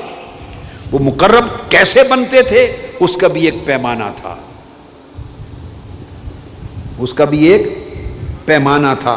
وہ جو صاحب علم ہوتا وہ مقرب ہوتا، جو زیادہ صاحب عمل ہوتا وہ مقرب ہوتا، جس کے اندر لوگوں کی خیر خواہی زیادہ ہوتی وہ مقرب ہوتا، جس کے اندر لوگوں کی غمخواری زیادہ ہوتی وہ آقا کا مقرب ہوتا، جو لوگوں کی مدد اور اعانت زیادہ کرتا، غریبوں، کمزوروں، محتاجوں کی، وہ آقا کا مقرب ہوتا، جس کے اخلاق بڑے عمدہ اور بڑی نرم طبیعت ہوتی وہ مقرب ہوتا، جو لوگوں سے مسکراتے ہوئے زیادہ ملتا وہ آقا کا مقرب ہوتا۔ تو جس شخص میں جتنی بھلائی، نیکی، اخلاق، خیر خواہی، علم اور عبادت اور انسانیت کی قدریں جتنی زیادہ ہوتی، آقا علیہ السلام اس کی اتنی حوصلہ افزائی فرماتے اور اپنا مقرب بناتے تاکہ اور لوگ بھی اس قرب کے لیے یہ خوبیاں اپنائیں۔ قرآن مجید نے کہا ان اکرمکم عند اللہ اتقاکم، اللہ کے ہاں بھی کچھ مقرب ہے، ایک قاعدہ ہے۔ لہٰذا یہ مقربیت کا اصول بھی اللہ کے ہاں اور اللہ کے رسول کے ہاں بھی اس طرح ہوتا ہے۔ پھر آقا علیہ السلام کے بارے میں ارشاد فرمایا، آپ سے پوچھا جب مجلس میں بیٹھتے تو پھر آقا کے اخلاق اور عادات کیا تھے؟ تو آپ نے ارشاد فرمایا جب آقا علیہ السلام مجلس میں بیٹھتے تو جتنے لوگ آپ کی مجلس میں بیٹھے ہوتے ہر ایک کی طرف توجہ فرماتے، اور ایسی توجہ فرماتے کہ ہر شخص سمجھتا کہ سب سے زیادہ توجہ مجھ پر ہے۔ سبحان اللہ، ہر شخص سمجھتا کہ سب سے زیادہ توجہ مجھ پر ہے، اور ہر شخص یہ خیال کرتا کہ میری طرف توجہ فرما کے مجھ سے خطاب فرما رہے ہیں، ہر شخص سمجھتا کہ مجھے نصیحت فرما رہے ہیں۔ اس طرح ہر ایک کی طرف دیکھتے تھے، اور ہر جلیس آپ کی مجلس میں ہر بیٹھنے والا یہ سمجھتا کہ مجھ سے بڑھ کر شاید حضور کو کوئی اور عزیز نہیں ہے، ہر شخص سمجھتا سب سے زیادہ شفقت مجھ پر ہے۔ یہ آقا علیہ السلام کے اخلاق حسنہ کی خاص بات تھی۔ اور پھر یہ بھی آپ کے اخلاق حسنہ میں سے تھا کہ جب آپ کہیں جا رہے ہیں تو حاجت مند آ جاتے، رستے میں مل جاتے، تو جو آپ کو پکڑ لیتا تو آقا علیہ السلام اس کے لیے کھڑے ہو جاتے، ہاتھ چھڑا کے جاتے نہیں تھے، جب تک وہ اپنا سوال اپنی حاجت بیان کرتا رہتا آقا علیہ السلام کھڑے ہو کر صبر سے شفقت کے ساتھ اس کی بات سنتے رہتے، جب اس کی ساری بات ختم ہو جاتی تب چلتے۔ اگر کسی سے مسافہ کرتے، حتیٰ کہ بچوں کے ساتھ بھی چلتے ہوئے گلیوں میں، تو باری باری بچے مسافہ کرنے لگ جاتے، مسافہ اور قطار لگ جاتی، تو بچوں کے مسافہ کے لیے بھی جتنی دیر لگ جاتی آقا کھڑے رہتے، یہ نہیں کہ بچے ہیں چھوڑ کے چلے جائیں، نہیں، سارے بچوں کا مسافہ ختم ہوتا تو پھر آگے چلتے۔ یہ شفقت کا عالم تھا۔ اور کئی بچے قریب آتے چاہتے تو ان کی گالوں پہ ہاتھ لگا کے اس طرح پیار فرماتے، کئیوں کے سروں پہ دست شفقت پھیرتے۔ وہ جو بچے تھے جن کے سروں پہ آقا کے ہاتھ لگے، مبارک دست اقدس لگے، وہ بوڑھے ہو کر کہتے ہیں کہ ہماری زندگی 80 90 100 سال کی ہو گئی، جن بالوں پر حضور کا ہاتھ لگا تھا وہ بال آج تک سیاہ ہیں، جن پر آقا کے دست مبارک لگے تھے وہ نورانی چہرے ہو گئے، اور جن کئی ایسے بھی تھے کہتے بچپن میں آقا نے اپنا ہاتھ میرے سر پہ پھیرا تھا، میں نے زندگی میں پھر وہ بالوں کا حصہ کٹوایا ہی نہیں ہے۔ پھر یہ تعلق تھا ان کا آقا علیہ السلام کے ساتھ، یہ تعلق تھا۔ تو ایک طرف آقا کے مزاج کی کشادگی تھی، اور آقا کے اخلاق کی نرمی تھی، اور آقا کی شفقت رحمت اور محبت تھی بچوں کے ساتھ، ہر ایک کے ساتھ۔ ایک طرف ان کی وارفتگی تھی آقا کے ساتھ، اور ان کی دیوانگی تھی آقا کے ساتھ۔ تو اس وقت تک جڑے رہتے اس شخص سے جب تک وہ حاجت پوری بیان نہ کر لے، اور جب کسی کی حاجت فوری طور پہ پوری کرنے کے قابل ہوتی تو آقا علیہ السلام اپنا کام چھوڑ کے اس کی حاجت پوری کرتے۔ حتیٰ کہ کئی بار ایسا ہوتا کہ مسجد میں نماز کا وقت ہے، مصلی پر کھڑے، نماز شروع کرنے لگے تو مسجد کے باہر سے کوئی ایک بدو یا کوئی ایک اعرابی یا کوئی سائل منگتا، حاجت مند غریب آ کے آواز دیتا، یا محمد صلی اللہ علیہ وآلہ وسلم، آواز دیتا، میں بھوکا ہوں، میرے بچے بھوکے ہیں، کھانے کا کچھ نہیں، کچھ دو۔ آقا علیہ السلام مصلی چھوڑ کے مسجد سے باہر چلے جاتے اور اس کی حاجت روائی کرتے۔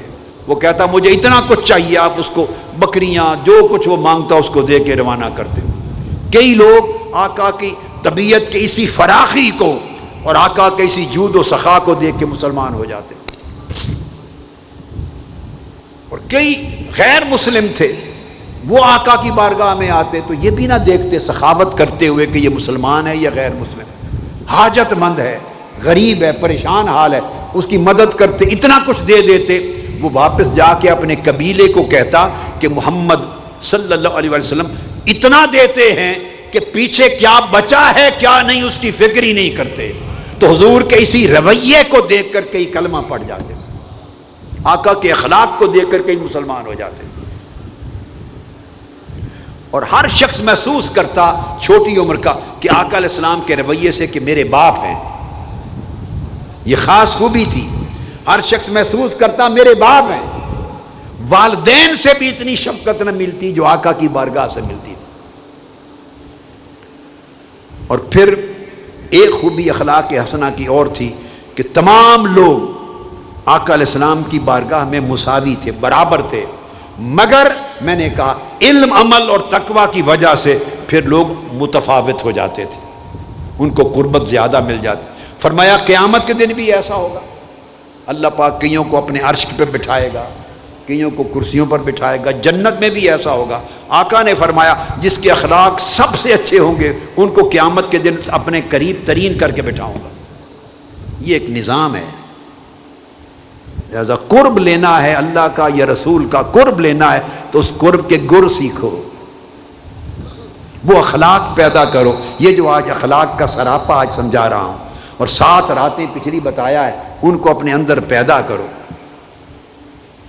پھر آقا علیہ الصلوۃ والسلام کی بارگاہ کی ایک خوبی یہ تھی کہ آپ کی مجلس 5 چیزوں کا منبع خزانہ ہوتی. آپ کی مجلس، ہر مجلس میں علم کا خزانہ ہوتی، علم کا چشمہ ہوتی، حلم اور بردباری کا چشمہ ہوتی، وہاں تحمل بردباری سکھائی جاتی، حیا کا چشمہ سر چشمہ ہوتی، صبر و شکر کا چشمہ ہوتی، اور امانت و دیانت کا چشمہ ہوتا. 5 چیزیں آپ کی مجلس کا خاصہ تھا. اس مجلس سے ہر ایک کو علم ملتا، ہر ایک کو حلم اور بردباری، ٹھنڈا پن ملتا، کیسے برداشت کرنا ہے. پھر ہر ایک کو حیا ملتا. مجلس کے اندر بھی ساری مجلس پر حیا طاری رہتا تھا اور صبر کی کیفیت طاری رہتی تھی، ادب کی کیفیت اور امانت سیکھتے تھے.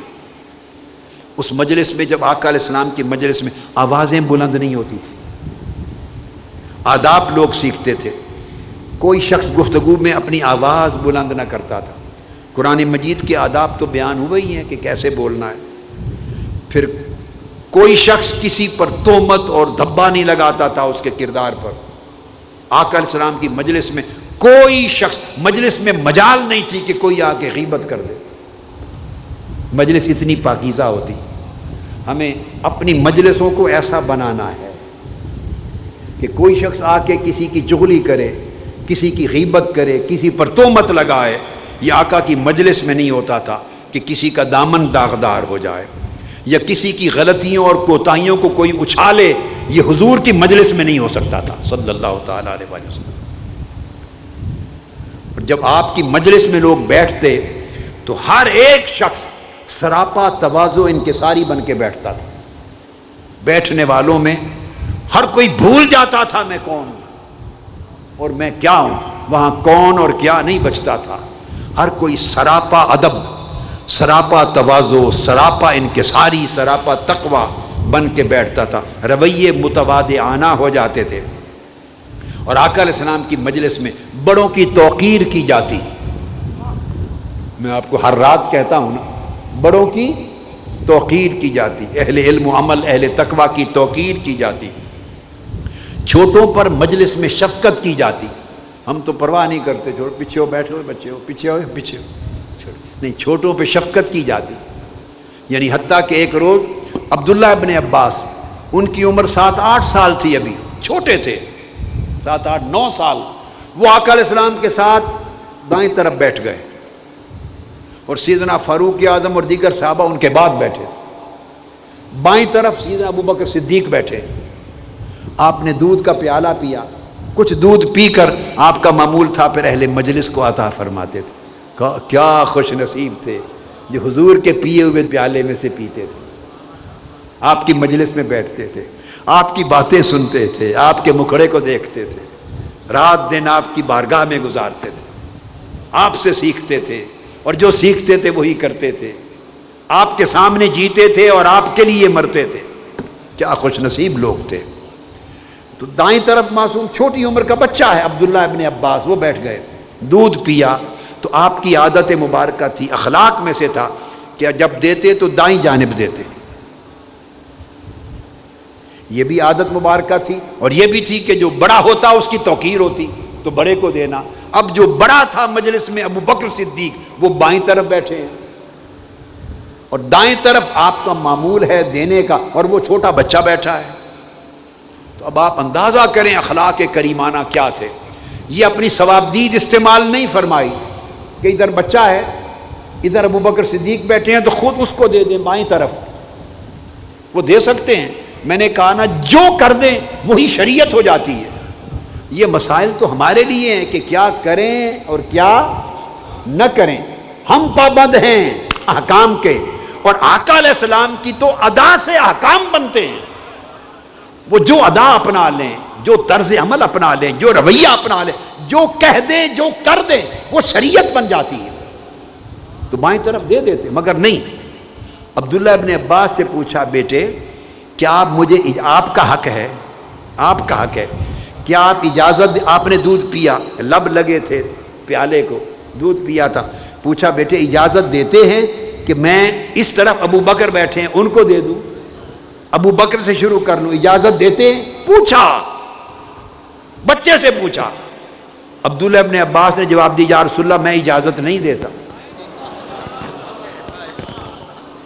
اس لیے کہ پیالے کو آپ کے لب لگے اور ڈائریکٹ لبوں کو میں نے چومنا ہے، میں اس سعادت سے محروم کیوں؟ جب انکار کر دیا تو حضرت آقا نے پھر عبداللہ ابن عباس کو تھما دیا پیالہ، تم ہی پی لو، بعد میں دیتے رہیں گے، اپنا اصول نہیں توڑا۔ یہ تھا اخلاق، یہ اخلاق تھا آقا علیہ الصلوۃ والسلام کا۔ تو میں یہ عرض کر رہا تھا کہ کوئی حاجت والا آتا تو آپ کی مجلس کی بھی یہ خوبی تھی اور اخلاق تھا مجلس کا کہ اہل مجلس اس حاجت مند کی حاجت روائی کرتے، یعنی آقا علیہ السلام کے اخلاق آپ کی مجلس میں بیٹھنے والوں پر چڑھ گئے تھے، آپ کے اخلاق کا رنگ ان پر چڑھ گیا تھا، اور کوئی بے وطن اجنبی دور سے آتا تو اس پہ رحم کرتے، اس پہ شفقت کرتے، اور آقا علیہ الصلوۃ والسلام ہر آنے والے کے لیے کشادہ روح، کھلا چہرہ، مسکراتا چہرہ رہتا۔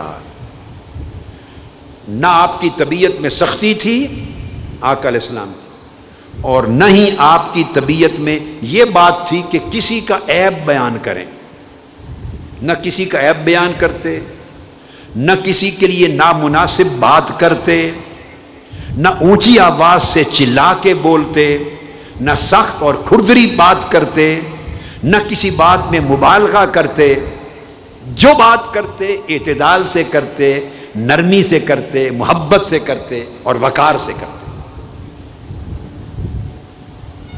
اور آقا علیہ الصلوۃ والسلام آپ کی طبیعت میں یہ بھی تھا کہ اگر آپ کی طبیعت مبارکہ کے خلاف کوئی بات ہو جاتی تو آپ صرف نظر فرما دیتے، تغافل فرما دیتے، جیسے بات سنی نہیں ہے، تاکہ اس پہ پردہ رہ جائے اور اپنی طبیعت کے جذبات پہ کنٹرول کر لیتے اور خاموش ہو جاتے۔ تو صحابہ کرام اور مجلس میں بیٹھنے والے آپ کی خاموشی سے اندازہ کر لیتے کہ یہ بات آقا علیہ السلام کو پسند نہیں، مگر اس کو ایسے کھڑا سیدھا نہیں کہتے تھے کہ کہیں اس کی دل شکنی نہ ہو جائے۔ تین چیزوں سے آقا علیہ السلام نے خود کو بچا رکھا تھا، تین چیزوں سے خود کو آقا علیہ السلام نے بچا رکھا تھا۔ ایک ریا سے، زندگی میں کوئی عمل دکھلاوے کا آپ کی حیات پاک میں نہیں تھا، ریا سے۔ دوسرا کثرت کلام سے، یہ سیدنا مولا علی المرتضیٰ بیان فرما رہے ہیں، ضرورت سے زائد کلام کرنے سے بچا رکھا تھا۔ اور تیسرا بے سود اور بے مقصد بات کرنے سے بچا رکھا تھا۔ اور آپ فرماتے ہیں اور تین چیزیں ایسی تھیں جن سے دوسروں کو بچا رکھا تھا آقا علیہ السلام نے، دوسرے لوگوں کو بچا رکھا تھا۔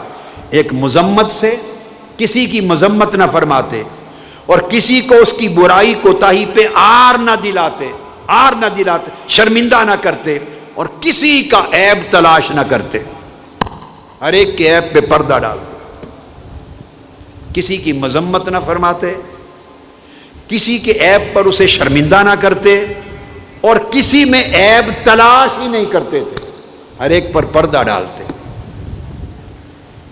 اور جو کلام کرتے وہ کلام خیر کی امید کے ساتھ کرتے۔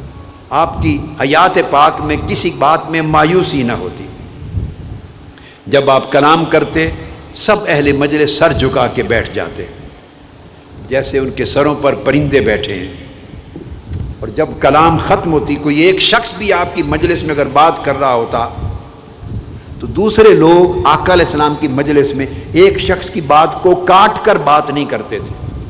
ایک بات کر رہا ہے تو دوسرے اہل مجلس خاموشی سے سنتے، یہ آداب مجلس تھے۔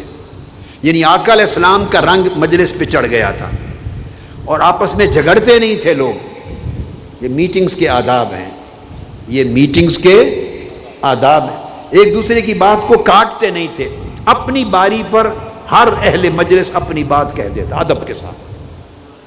پھر دوسرے کی بات آتی، وہ اس پر طعن و تشنیع نہ کرتا، اس کی بات کو نہ کاٹتا، وہ اپنے موقع پر اپنی باری پر اپنی بات کہہ دیتا۔ تیسرا شخص اپنی باری پر اپنی بات کہہ دیتا، اور ایک دوسرے پر کوئی چیختا نہیں تھا، ایک دوسرے کی بات کو کاٹتا کوئی نہیں تھا، اور ایک دوسرے کے کلام کی بے قدری اور توہین کوئی نہیں کرتا تھا، اور نزاع کا ماحول نہیں پیدا کرتا تھا کوئی۔ جب دوسرا اپنی بات کر کے فارغ ہو جاتا، خاموش ہو جاتا، تب اگلا آدمی کلام کرتا۔ یہ آقا علیہ السلام کی مجلس کا ادب اور طریق تھا۔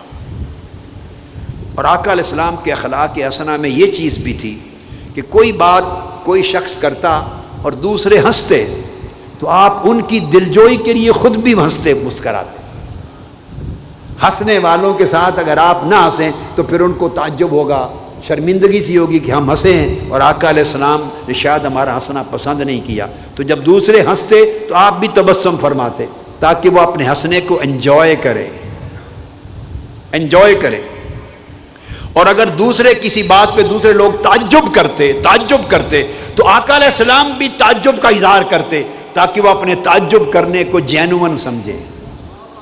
دوسرے کی طبیعت کا اتنا لحاظ فرماتے آقا علیہ السلام، خواہ آپ کے لیے وہ بات تعجب والی تھی یا نہیں تھی، دوسرے تعجب کر رہے ہیں تو آپ بھی تعجب کا اظہار فرماتے، دوسرے ہنس رہے ہیں، انجوائے کر رہے ہیں تو آپ بھی اس میں مسکراتے، تبسم فرماتے، تاکہ ہر بات میں اہل مجلس کی دلجوئی ہو اور بات کرنے والے کی دلجوئی ہو،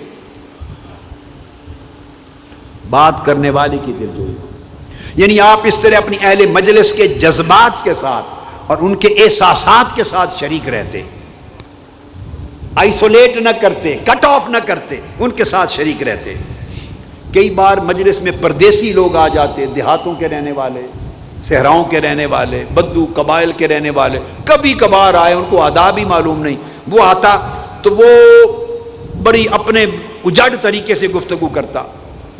سیدنا مولا علی المرتضیٰ کرم اللہ وجہ الکریم کا لفظ تو یہ آیا ہے چونکہ وہ بیان کر رہے ہیں نا، آنے والا بدتمیزی سے بات کرتا، سختی سے بات کرتا، جو اس کا لہجہ ہے اس لہجے میں اونچی بات کرتا، تو آقا علیہ السلام اس کی اس طرح کی بات کو سن کر بھی تحمل فرماتے، اس کو یہ نہیں کہتے تھے بھئی آہستہ بات کرو کہ اس کو شرمندگی ہوگی اوروں کے سامنے، یہ نہ فرماتے کہ بات کرنے کا طریقہ سیکھو یا اچھا طریقہ نہیں، جس طرح سے بھی وہ بات کر لیتا آقا علیہ السلام تحمل سے بات سنتے۔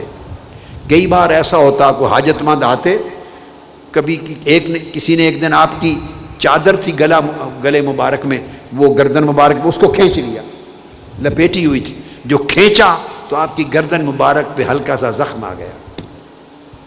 صحابہ کرام مشتعل ہوئے، بھئی یہ کیا کر دیا؟ فرمایا نہیں، یہ آپس میں اسی طرح بلاتے ہیں ایک دوسرے کو، یہ انداز تھا۔ فرمایا نہیں، ان کا آپس میں اپنے قبیلے میں جس دیہات سے آیا یہ اسی طرح ان کا معمول ہے، کرتے، کوئی بات نہیں، ان کو پتہ۔ پھر اس کی بات سنی، جو اس کی حاجت تھی اس کو پورا فرما دیا۔ یہ آقا علیہ السلام کے اخلاق اس انداز کے تھے، اور آپ فرماتے جب کسی حاجت مند کو دیکھو اپنے کام چھوڑ کر اس کی حاجت پوری کرو، اس کی ضرورت اور حاجت کو پورا کرو، اور جب کوئی شخص ثنا کرتا غیر ضروری تو اس کو قبول نہ فرماتے، سامنے منہ کے غیر ضروری کو تعریف کرتا قبول نہ فرماتے۔ ہاں اگر کسی نے بھلائی کی یا احسان کیا ہے تو اس احسان کے بدلے میں بطور تشکر شکریہ کے طور پہ کوئی ثنا کے تعریف کے چند کلمات کہتا تو توازن کے اندر حد کے اندر اسے قبول فرماتے کہ یہ ٹھیک ہے، انداز تجاوز نہ کرنے دیتے۔ خود بھی آقا علیہ السلام کسی کی بات کو نہ کاٹتے تھے، کوئی شخص اگر بات کر رہا ہے تو جتنی دیر بھی کرتا آپ خاموشی سے سنتے رہتے، اس کی بات کاٹ کر خود بات شروع نہ کر دیتے۔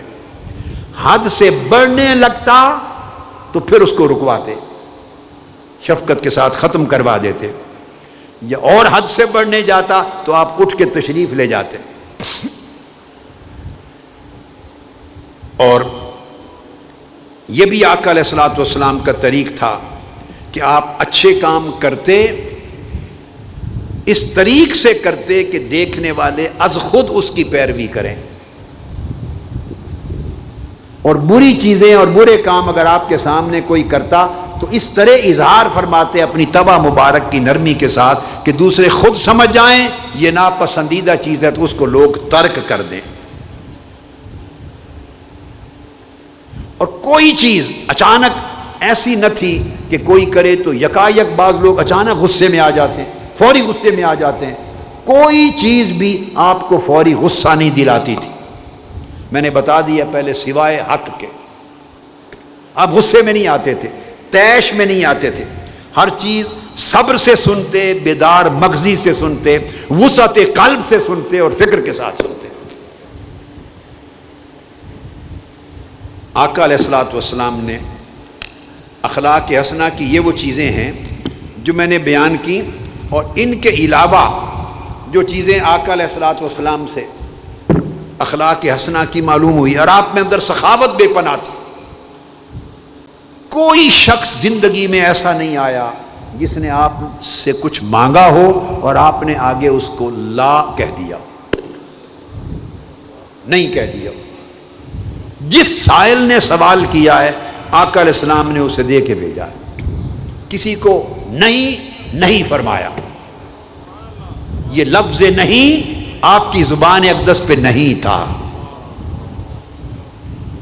کسی کو مارا نہیں۔ حضرت انس بن مالک رضی اللہ تعالیٰ عنہ فرماتے ہیں، انس بن مالک فرماتے ہیں میں 10 سال بچہ تھا، 10 سال آپ کی خدمت میں رہا، پورے 10 سال۔ کئی بار بچے تھے، آقا علیہ السلام نے کسی کام بھیجا، آگے گلی میں گئے تو بچے کھیل رہے ہیں تو وہ بھول کے بچوں کے ساتھ کھیلنے لگ گئے، دیر ہو گئی، فرمایا وہ انس نہیں آیا، انس بن مالک کسی کو بھیجا، پتہ کیا تو دیکھا آقا وہ کھیل رہا ہے بچوں کے ساتھ، چلو کسی اور کو کام کے لیے بھیج دیا۔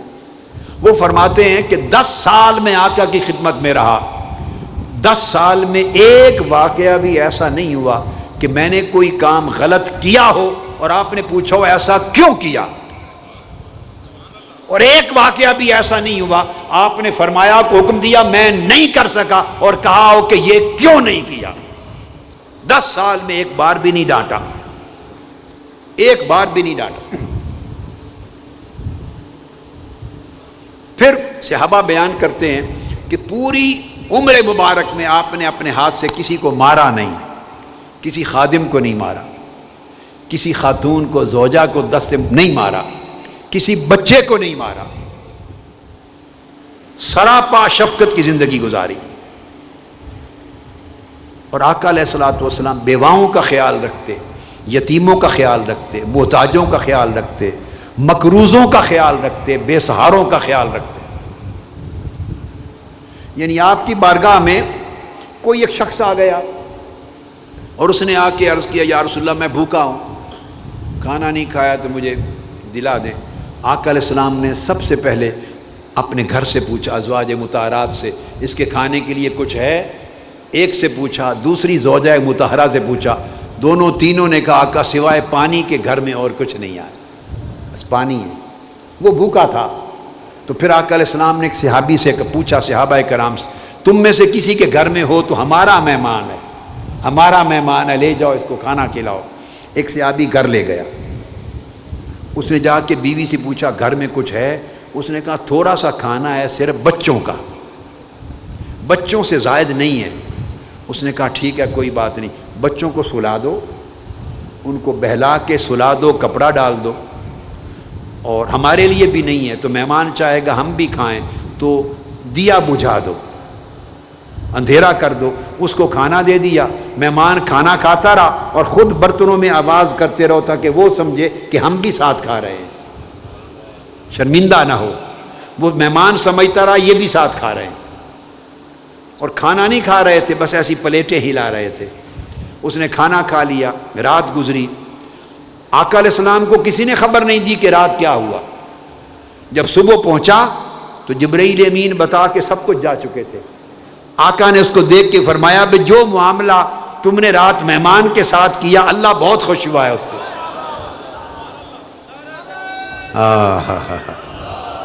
جو معاملہ تم نے مہمان کے ساتھ رات کیا تم نے اور تمہاری بیوی نے، اللہ بڑا خوش ہوا ہے اس کو، تمہارے کام پر اللہ بڑا خوش ہوا ہے۔ ان چیزوں کی اس طرح حوصلہ افزائی فرماتے۔ سخاوت کا عالم یہ تھا کہ اگر آپ کی خدمت میں کچھ پیش کر دیا جاتا تو اسے تقسیم کر کے ہی اٹھتے تھے، گھر نہیں لے جاتے تھے۔ ایک مرتبہ 70,000 درہم کسی نے آقا علیہ السلام کی بارگاہ میں رکھ دیے، ہدیہ دے دیا۔ 70,000 درہم آپ نے چٹائی پہ رکھوا دیا اور کہا بلال کو جاؤ مدینہ کے حاجت مندوں کو بلا لاؤ۔ سارے غربا، مساکین، یتامہ، حاجت مند آ گئے اور آقا علیہ السلام نے 70,000 درہم سارے ختم کر دیے۔ جود و سخا کا یہ عالم، تقسیم کر دیے۔ جب سارے پیسے تقسیم ہو چکے اور کچھ نہیں بچا تو اس کے بعد ایک شخص آقا علیہ السلام کی بارگاہ میں آیا بعد میں، اور اس نے مانگا آقا میں مقروض ہوں، پریشان حال ہوں، مجھے ضرورت ہے، کچھ عطا کریں۔ آقا علیہ السلام نے اسے یہ نہیں فرمایا کہ پیسے ختم ہو گئے، اس کو فرمایا ما عندی شیء ولکن ابتع علی فاذا جاءنا شیء قضینا، جا بازار میں جو جو چیز تمہیں چاہیے میرے نام پہ ادھار خرید لے، جب پیسے آئیں گے ہم ادھار ادا کر دیں، جو جو چاہیے خرید لے، جو چاہیے خرید لے۔ تو آقا علیہ الصلوۃ والسلام کسی سائل کو، کسی حاجت مند کو خالی نہیں موڑتے تھے، خالی نہیں موڑتے تھے۔ اور جب گفتگو فرماتے آقا علیہ الصلوۃ والسلام تو اتنے تحمل کے ساتھ گفتگو فرماتے کہ کوئی شخص اگر آپ کے الفاظ اور کلمات کو گننا چاہتا تو گن سکتا تھا، چونکہ پڑھے لکھے بھی تھے، اس میں ان پڑھ لوگ بھی بیٹھتے تھے، اس میں دیہاتی بھی بیٹھتے تھے، ہر سطح کے لوگ بیٹھتے۔ اتنے تحمل سے، بردباری سے کلام فرماتے کہ کوئی آپ کی کلام کی اخلاق یہ تھے اور عادت یہ تھی اور خوبی یہ تھی کہ کوئی کلمات الفاظ کو گننا چاہتا تو گن لیتا۔ اور بعض خاص چیزیں جب ارشاد فرماتے نصیحت کی تو 3 بار دہراتے، نصیحت جب کرتے ایک نصیحت اس کو 3 بار دہراتے تاکہ لوگوں کے ذہنوں میں راسخ ہو جائیں، ذہنوں میں راسخ ہو جائیں۔ اور آقا علیہ السلام اتنی آسان طریقے سے گفتگو فرماتے کہ ہر شخص آپ کے کلام کا معنی، مفہوم اور مراد سمجھ جاتا، ہر چیز سمجھ جاتا۔ اور بچوں کے ساتھ اور بعض اور لوگوں کے ساتھ ان کی دلجوئی کے لیے مزاح بھی فرماتے۔ آقا علیہ السلام مزاح بھی فرماتے تھے۔ کئی واقعات ہیں ایسے۔ چلنے میں آقا علیہ السلام کا بڑا وقار تھا، چلتے تو وقار کے ساتھ چلتے۔ طبیعت میں بڑی نفس اور قلب اطہر میں سخاوت تھی، شجاع بھی تھے۔ آواز آئی مدینہ پاک میں ایک رات کے اندھیرے میں، باہر سب صحابہ سوئے ہوئے ہیں، آپ گھوڑا لے کے باہر پہاڑوں کی طرف نکل گئے تنہا، اور سارا چکر لگا کے واپس آئے۔ پوچھا یا رسول اللہ آپ اکیلے؟ فرمایا آواز آئی تھی، میں نے سمجھا کوئی دشمن حملہ آور نہ ہو رہا تو میں نے اپنے سوئے ہوئے لوگوں کو نہیں جگایا، میں تنہا چلا گیا۔ اتنے شجاع تھے، بہادری کا یہ پیکر تھے۔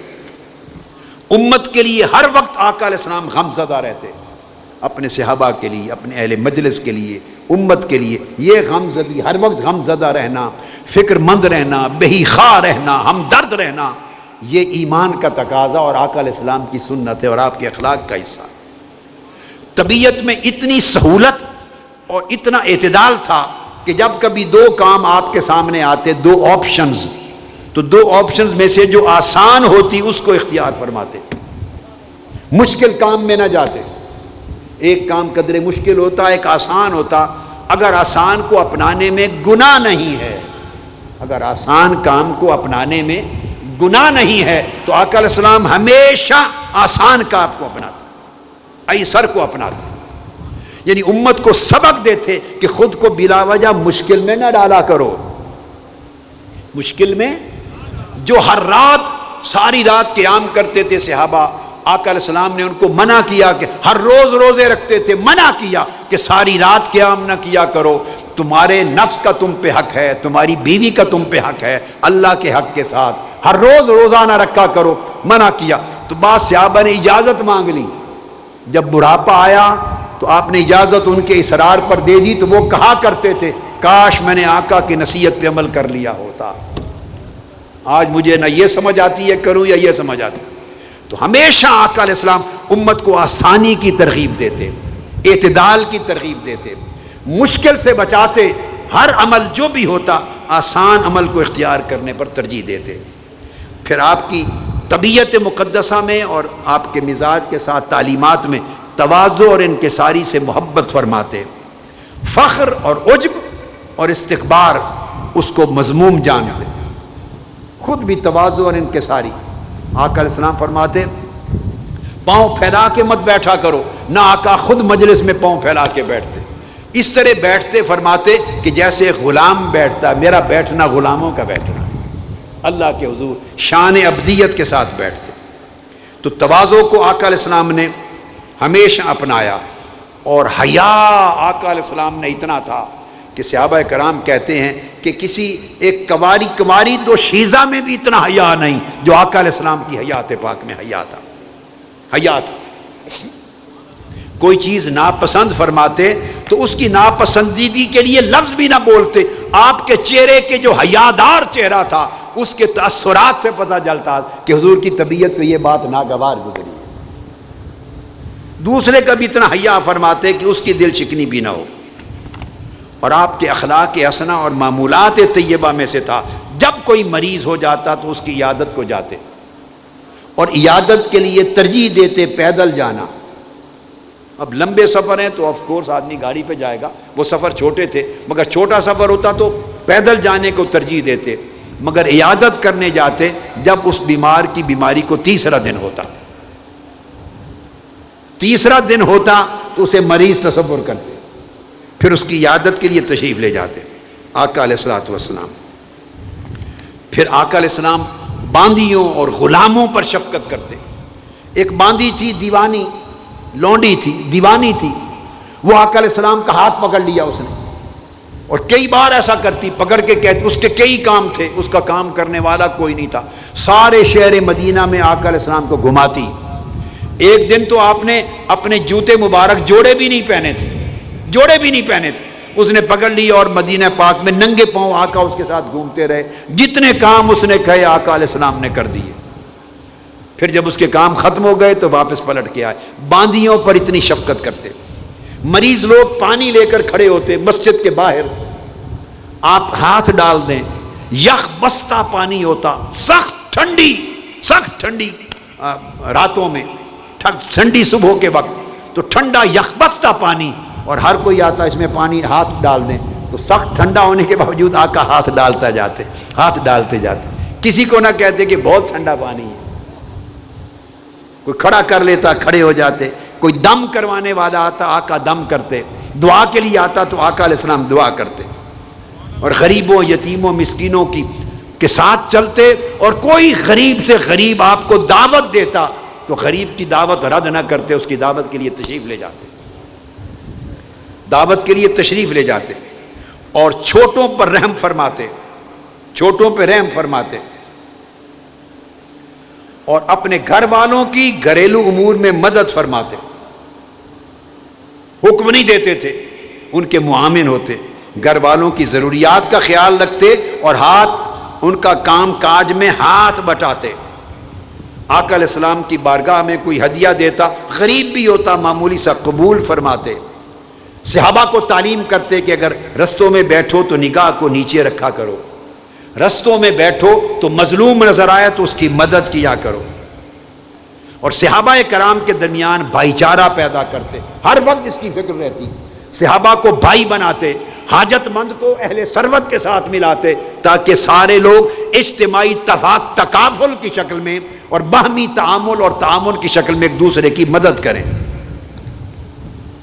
اور جب کسی جگہ آقا تشریف لے جاتے، کسی کے گھر بلانے پر یا کسی مجلس میں، تو آقا علیہ السلام فرماتے السلام علیکم ورحمۃ اللہ، خود اور اس پر سلام کرتے. اگر جواب نہ آتا تو ناراض نہ ہوتے، سمجھتے کہ شاید انہوں نے سنا نہیں، دوبارہ سلام کرنا. ضرورت پڑتی تو تیسری مرتبہ بھی سلام کرتے، تیسری مرتبہ بھی جواب نہ آتا تو ناراض نہ ہوتے، خاموشی سے واپس تشریف لے آتے. یہ عالم تھا. سلام نہ آتا، جواب تو واپس تشریف لے جاتے.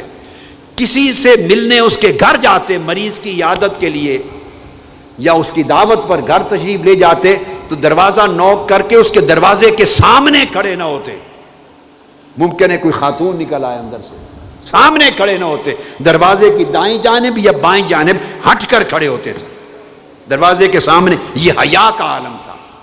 بچوں سے بھی ملتے تو آقا علیہ السلام سلام کرتے، اور خواتین کا اگر مجلس ہوتی تو گزرتے ہوئے ان کو بھی سلام کرتے، اور جب گزرتے صحابہ ملتے یا بچے ملتے سلام بھی کرتے، ان کے ساتھ دونوں ہاتھوں سے مصافحہ کرتے.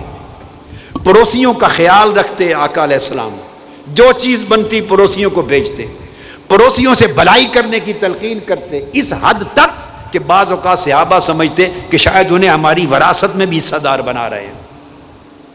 لوگوں کو اذیت دینے سے آقا علیہ السلام منع فرماتے، اذیت سے منع فرماتے کہ کوئی کسی کو اذیت نہ دے. یتیموں کی کفالت فرماتے، اور یتیموں کی کفالت کرنے والے کو فرماتے کہ یتیموں کی کفالت کرنے والا جنت میں میرے ساتھ اس طرح ہوگا جیسے دو انگلیاں اکٹھی جڑی ہوئی. اور رستے سے گزرتے کوئی پتھر، کوئی ہڈی، کوئی کانٹا پڑا ہوتا اپنے دست مبارک سے اسے ہٹا دیتے، رستہ خود صاف کر دیتے، اور منع کرتے کہ جب لوگ بھوکے ہوں تو کھانے کو جوڑ کے سنبھال کے نہ رکھا کرو، خزانہ نہ کیا کرو. جب کبھی غربت اور مشکل کا وقت آتا تو قربانی کا گوشت بھی ہوتا تو فرماتے کہ 3 دن تک جمع کرنا منع ہے، سارا ضرورت مندوں کو کھلا دو. جب پریشانی کا وقت ٹل جاتا پھر لوگوں کو اجازت دیتے کہ رکھ لیا کرو. آقا علیہ الصلوۃ والسلام حتیٰ کہ اور جو بچے غیر مسلم، ایک بچہ تھا، ایک یہودی بچہ آپ کی مجلس میں آتا، آپ کے جوڑے اٹھاتا تھا، خدمت کرتا تھا، تو غیر مسلم ہونے کی وجہ سے بھی اس کو ذاتی خدمت سے منع نہ فرماتے، چونکہ آپ رحمت للعالمین تھے، رحمت للمسلمین نہیں تھے. صرف مسلمانوں کے لیے رحمت نہیں تھے، تمام جہانوں کے لیے رحمت تھے. تو آپ کی بارگاہ میں آتا، مجلس میں بیٹھ کر جوڑے اٹھاتا، خدمت کرتا، تو آپ اس کو کبھی نہیں منع کیا. وہ بیمار ہو گیا، آپ نے پوچھا وہ بچہ نہیں آتا. 3 دن ہوا، پتہ چلا آقا علیہ السلام کی بارگاہ میں عرض کیا کہ آقا وہ بیمار ہو گیا ہے. اچھا، فرمایا چلو اس کی عیادت کے لیے چلتے. تو صحابہ کرام کو ساتھ لیا، اس کے گھر، یہودی کے گھر عیادت کے لیے تشریف لے گئے. یہ تھا بیمار پرسی کا عالم اور عیادت کا مزاج اور اخلاق. اس کے گھر گئے، اس کے سرانے بیٹھ گئے اور اس کی عیادت کی، اور عیادت کر کے اس کے گھر پہنچ کر اس سے فرمایا اس بچے کو کہ کلمہ پڑھ لو. وہ آپ کی مجلس میں آتا تھا، اس کو وہاں کبھی نہیں فرمایا تھا. آپ کی مجلس میں بیٹھتا تھا، وہاں نہیں فرمایا تھا، معلوم ہے یہودی ہے. جب اس کے گھر تشریف لے گئے، عیادت کی، تو وہاں اس کے سرہانے بیٹھ کے فرمایا کلمہ پڑھ لو. صحابہ کرام کو یہ حکمت سمجھ نہیں آئی کہ ادھر مجلس میں روز آتا ہے، کبھی نہیں فرمایا، اس کے گھر آ کے آج فرما رہے ہیں، سمجھ نہیں آئی. اس نے اپنے باپ کی طرف دیکھا، اس کا باپ اس کے ساتھ ہی کھڑا تھا. اس نے کہا مجھے کیا دیکھتے ہو، کبھی ایسا خوش نصیب بھی کوئی ہے محمد اس کے گھر جا کر کہیں کلمہ پڑھ لو، جو بات کہہ رہے ہیں مان لو. اس نے کلمہ پڑھ لیا، کلمہ اس نے پڑھا. آپ اس کے بعد نکلے، گھر سے باہر قدم رکھا، ابھی گلی میں ہی تھے کہ اس بچے کی روح پرواز کر گئی، اس کی ڈیتھ ہو گئی. وہیں خبر پہنچی مر گیا. آقا علیہ السلام نے فرمایا اس اللہ کا شکر ہے جس نے میری وجہ سے اس کو دوزخ سے بچا لیا. وہ دیکھ لیا تھا کہ جا رہا ہے، اس کو کلمہ پڑھا کے آئے، یہ اس کی خدمت کا صلہ عطا کیا. وہ جو مجلس میں آ کے خدمت کرتا تھا اس کا صلہ عطا کیا، ایمان دے کے دوزخ سے بچا لیا. اس طرح کرم کرنے والے تھے آقا علیہ الصلوۃ والسلام. یہ حضور علیہ الصلوۃ والسلام کے اخلاق تھے. یہ آپ کا پورا پیکر ہے جس کا ایک مختصر سا نقشہ آپ کے سامنے وقت کی گنجائش کے مطابق میں نے رکھا. اس کا بیان تو کوئی پوری عمر کرتا رہے تو نہیں ہو سکتا. اس امید سے کیا ہے کہ ہم اپنے اخلاق آقا علیہ السلام کے خلق حسن کے تذکرے سے سنواریں، اور وہی بات اس میں سے جتنا لے سکتے ہیں اتنا رنگ چڑھا لیں۔ تو میری بہنیں اور بیٹیاں بھی سن رہی ہیں ادھر اعتکاف گاہ میں، اور آپ بھی سن رہے ہیں، اور آقا علیہ السلام کی اس سیرت پاک اور اخلاق حسنہ کے اس نقشے سے بڑھ کر کامیاب، عزت والی، پرسکون پرراحت زندگی اور کیا ہوگی؟ تو کیا ممکن ہے کہ آپ کچھ رنگ چڑھا لیں؟ بتائیں، ہاتھ کھڑا کر کے بتائیں، ممکن ہے کہ کچھ رنگ چڑھا لیں؟ اگر یہ رنگ چڑھ جائے تو کیا بات ہے، زندگی کا عالم ہی کچھ اور ہو جائے۔ یہ ماحصل ہوگا ہمارے اعتکاف کا۔ اللہ رب العزت اس کو پوری زندگی سنتے رہیں، اس سبق کو۔ یہ ویسے تو اعتکاف کے سارے خطابات کو سنتے رہیں، مگر آج جو تذکرہ ہوا ہے اس کو تو کثرت کے ساتھ پوری عمر اپنا زیور بنائیں، ہمیشہ سنیں، ہمیشہ سنیں، اور اس سے ہمیشہ سبق لیتے رہیں، روشنی لیتے رہیں، اور اپنے احوال، اخلاق اور اعمال کو سنوارتے رہیں۔